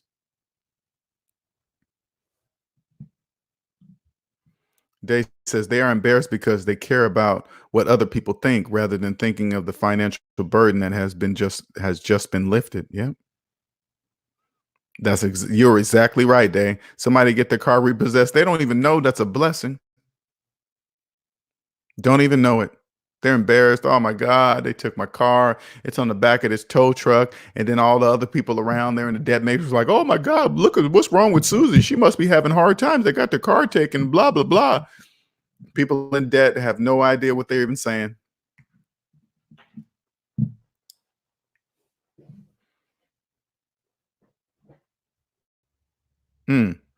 That's why like chapter 13. That's why people choose. You better believe this, okay? Listen. And by the way, chapter 13 has like a 67% failure rate, by the way. Okay. People, I guarantee you, people that went and they had enough and they went to go file bankruptcy, they probably got approved for chapter 7, which chapter 7 takes away everything. You get to start fresh from zero. But the majority of people say, nope. You mean to tell me if I get a chapter 13, I get to keep my stuff? It says, yep, you get to keep your stuff. People choose chapter 13 so the people around them, it won't look like they filed bankruptcy because they get to keep their depreciating stuff and still be making payments on it. You better believe companies would rather get something than absolutely nothing. Because what people that file for chapter 13, what they don't understand is this. You put all that depreciating stuff inside the chapter 13, yeah, you're kind of protected from them bothering you, but the interest on that stuff still continues to go up. It still accrues. The interest on every item in there still accrues. And guess what? With the 67% failure rate on chapter 13, guess what happens when you fail? They're all back on your back with even more money owed.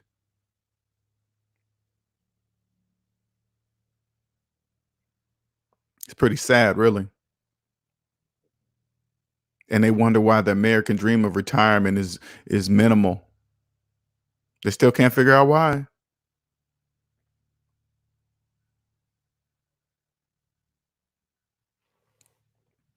All right, you guys, we're gonna wrap this up. Not too many questions today. Maybe because I came on so early, but still, it's 12 o'clock now, East Coast time. People still could have jumped in here. So if there's not any more questions, we'll wrap this up about 3:15, 3 hours, 15 minutes. It's 3:08. We're about 3 hours, 8 minutes in right now. If you have any questions before we get off, now is the time. Now is the time.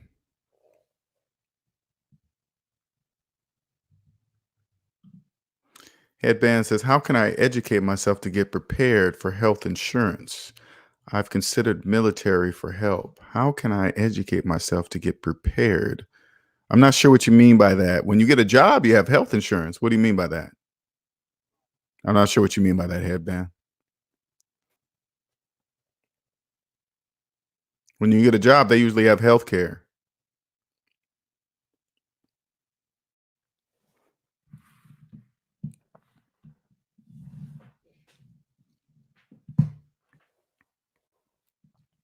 If you can elaborate, would be helpful. Would be appreciated.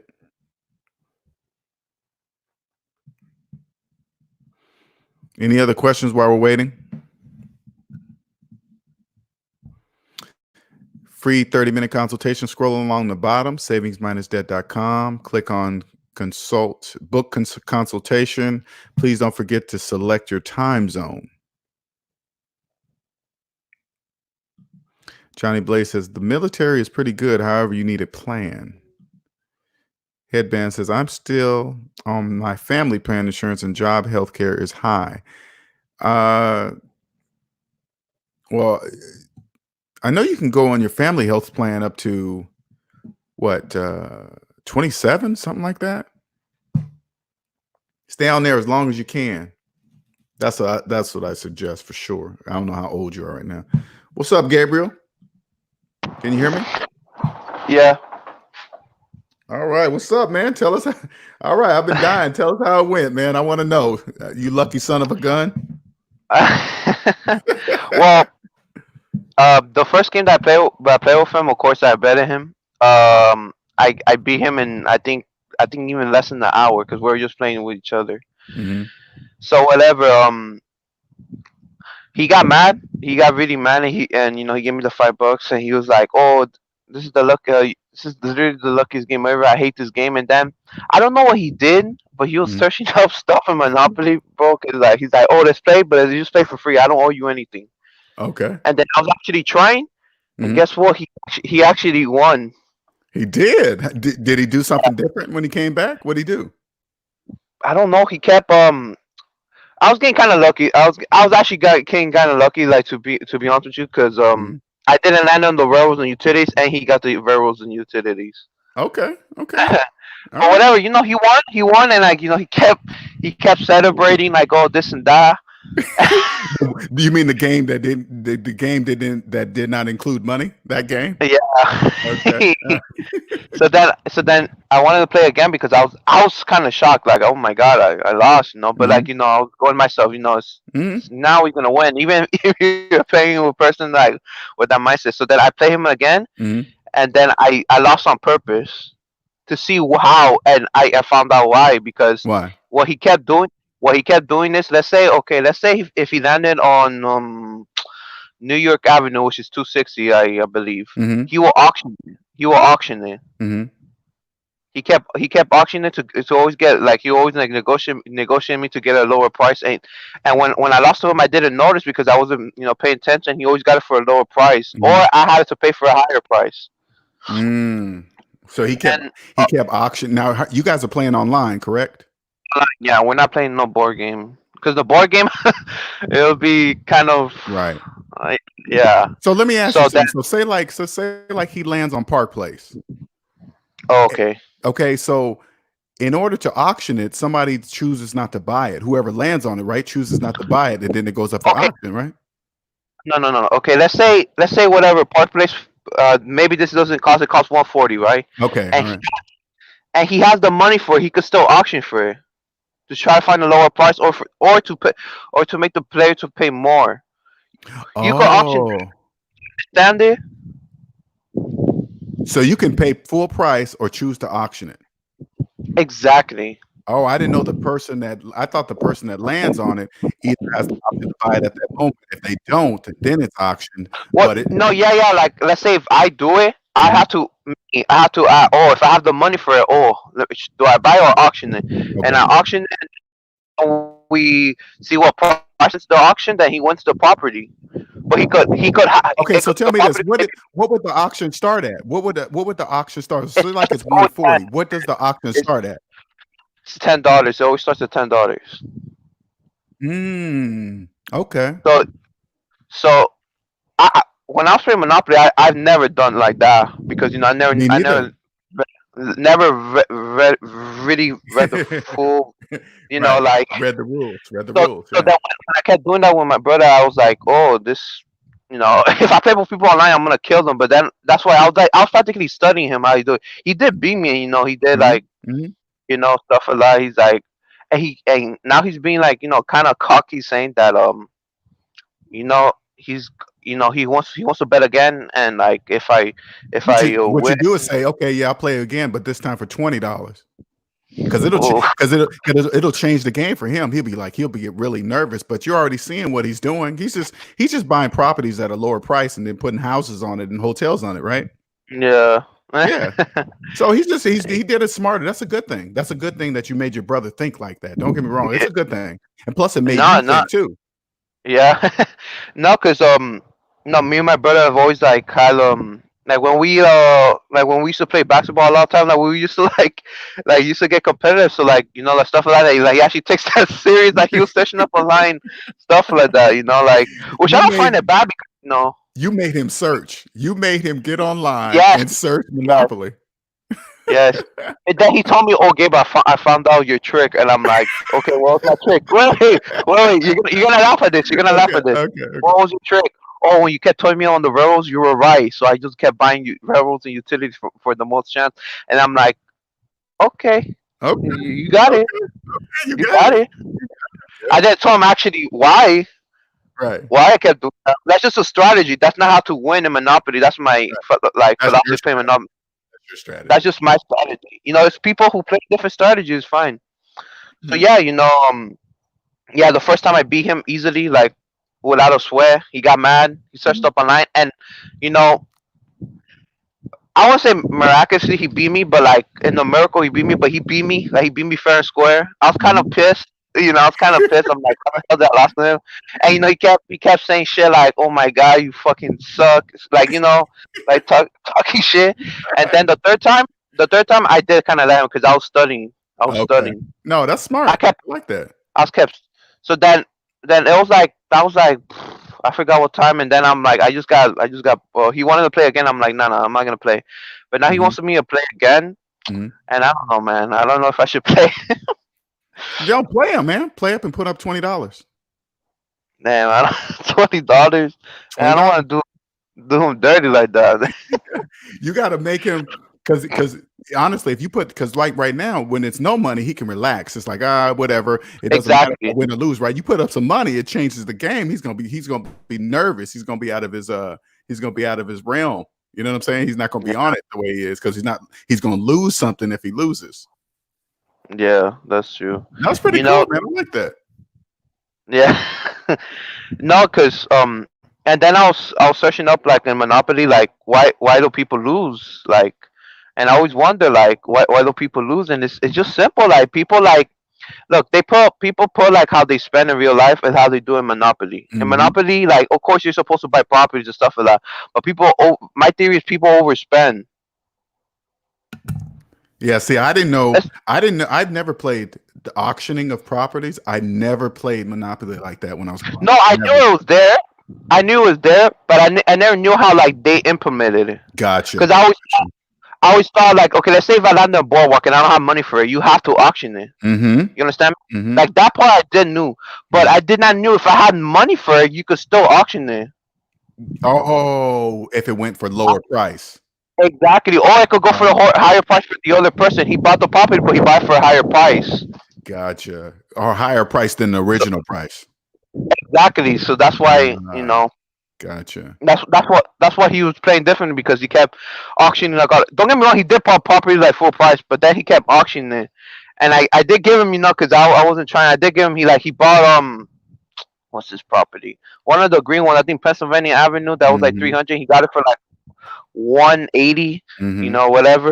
Mm-hmm. So you understand me, like, and Mm. especially that you play with players, like, That's pretty the smooth. game's gonna. 'Cause, like the cheaper properties, I wouldn't even bother to auction. If I land on them, I'll just pay for them. I'll just buy Yeah, them. just pay for it. What's the point of auction then? Right. But if I land on Uh, Park Place or Boardwalk, and I say I'm going to auction it, yeah. especially if you know Well, everybody's if you broke. have, If everybody's broke, yeah, Okay, check it out. Check it out. Listen. But I'm just Exactly. listening to what you're saying. If everybody's broke, and I know it because I can see their money on the table. I can see if they're broke, right?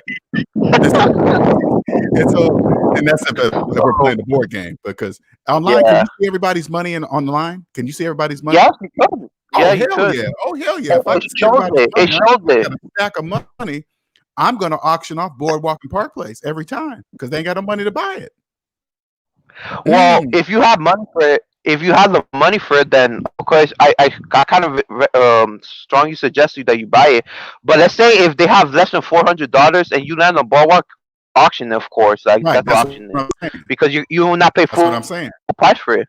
Because let's put it No. this way, let's say if I have $1,000, right, and I land on Boardwalk and I'm playing with 2 other people and they have like 250 and one has like 300, and you land on Boardwalk, you could get that for a lower price. The lowest price you're gonna get is like 310. So you just pay $dollars on Boardwalk, but that's if the people you're playing with have less money than what's the actual price of the property. Correct. That's what I'm saying. That's Yes, guaranteed right there. That's guaranteed. You're gonna guaranteed. get Yeah, less. you're gonna get it for less price. And Wow. I kept going with him in the first one. I kept doing that, and of course the railroads, because that's my strategy. And oh my god, there was one that I owned all the, the ones in jail, the ones I told you is a good investment. Like once you go In the jail. I own all of it, and I had like 3 houses, like Hold up, no just a 3 second. houses. I wanna look at this 1 second here. Hold up, because I like to go along with you. Just a second. I want to see something because this is interesting as hell to me. Hold on.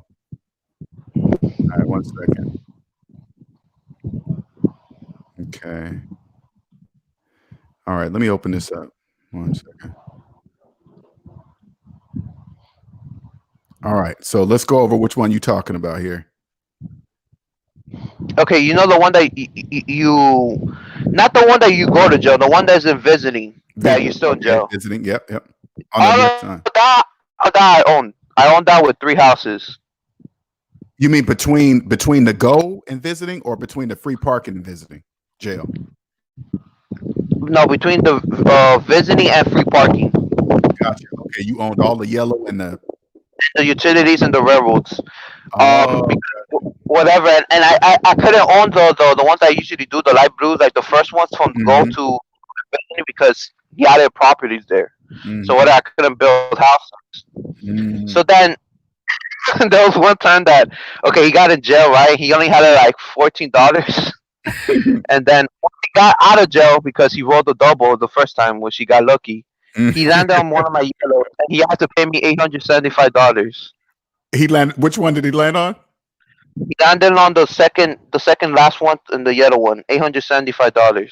And he had $14, so he had to. What he had to do? Mortgage all the properties? He almost went bankrupt. He only had like one property with a mortgage. He had to mortgage. Look, he had it at that time. He had it all the greens. He had to sell his houses, then mortgage all of them. He had it all the reds and yellows, and he had to mortgage it. And he had one utility, which is like in the, if you could see, by the jail one, I go to jail, and like it's like a water thing. Oh, okay, yeah. He had it that. He had to mortgage that too, and and then he was just mad, and like he wanted to quit, because like if he landed on my railroad, it was done for, because then that was it. He's done. But then forgot what happened. I think he landed on, what happened, bro? I don't know how he bankrupt, because I forgot, but I know he banked up like literally less than 5 minutes later, and he got mad. He got mad because he's like, how the hell, man? Like, you're cheating. Like, he told me this game fucking sucks and shit like that. Like, bitching at me. Like, so let me get this straight. He said the game sucks, and then he went and studied the game after he got done. It sucks. Exactly. You understand? Man, this is why I love talking to the S&D family, bro. Because it's like, it's just so funny, man.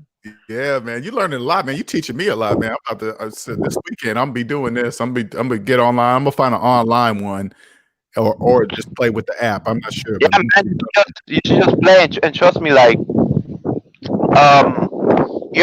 like I already knew I was not gonna win, but I did not know I was gonna lose to my brother. That, like, the second match, I was kind of shocked. Gotcha. But then I studied him, and then I kind of knew how he kept doing it. He Yeah. kept following my stuff. He kept when he kept mostly landing on railroads, and then like when I would negotiate, he had like 3 railroads and I had 1. And when I negotiated railroad, he would just start laughing at me like, "Oh no, like being greedy, like no, no, no, I know what you're trying to do." And I was gonna give him a lot of property, but he's like, "No, no, no." And then he kept getting kind of smart. Uh-huh. But I think next time he's not gonna win, bro. Because well, you got to remember it's good practice between you two, because when you get online, you're not going to be playing the same person that many times. You know what I'm saying? Of course. No, I was playing online, and people are even easier than him. People were so easy. I remember I was playing online. I was playing with like me and like 4 other people. Mm-hmm. One of them left already because it was online, because maybe the internet or disconnect. But then when I was playing with these people, like you could just tell like they don't know like how they're playing. Like I remember like one of them had it all the reds, but he was broke. So he had it like at most it was $84. So then he couldn't buy houses for it. Oh, I like that. So if he like let's say if he landed, let's say I don't know, I think it was one of the greens that I just bought the property. I didn't have all the houses. Mm-hmm. He'll owe me like $50. At that time, people that adds up because he's broke. He has $84. So then he was the first one to get bankrupt because he had to pay $200 in income tax and just bankrupt. So you think with that mindset, you can't like. Of course, having property, that's the point of monopoly. Having all the properties and then you win. Of course. But you can't. You have to look at it like if I buy the properties, I won't have cash, and maybe that won't be a good investment for whatever I did the properties. I like that, man. I thank you for sharing that, Gabriel, man. I'm about to get off here, though. 3 hours, 30 minutes, man. I got to eat. Yeah. I'm hungry. I appreciate that, man. Thank you. Yeah, take care, man. Thank you for sharing the story, man. Like always. All right. Appreciate it. Later. All right, you guys, we're going to wrap this up. That's it for me today. You guys enjoy your Saturday. I've learned a lot. Thank you, Gabriel, Johnny Blaze, Day, Cosmic, Hyphy, all you guys that participated. Much appreciated. You guys have a wonderful, wonderful day.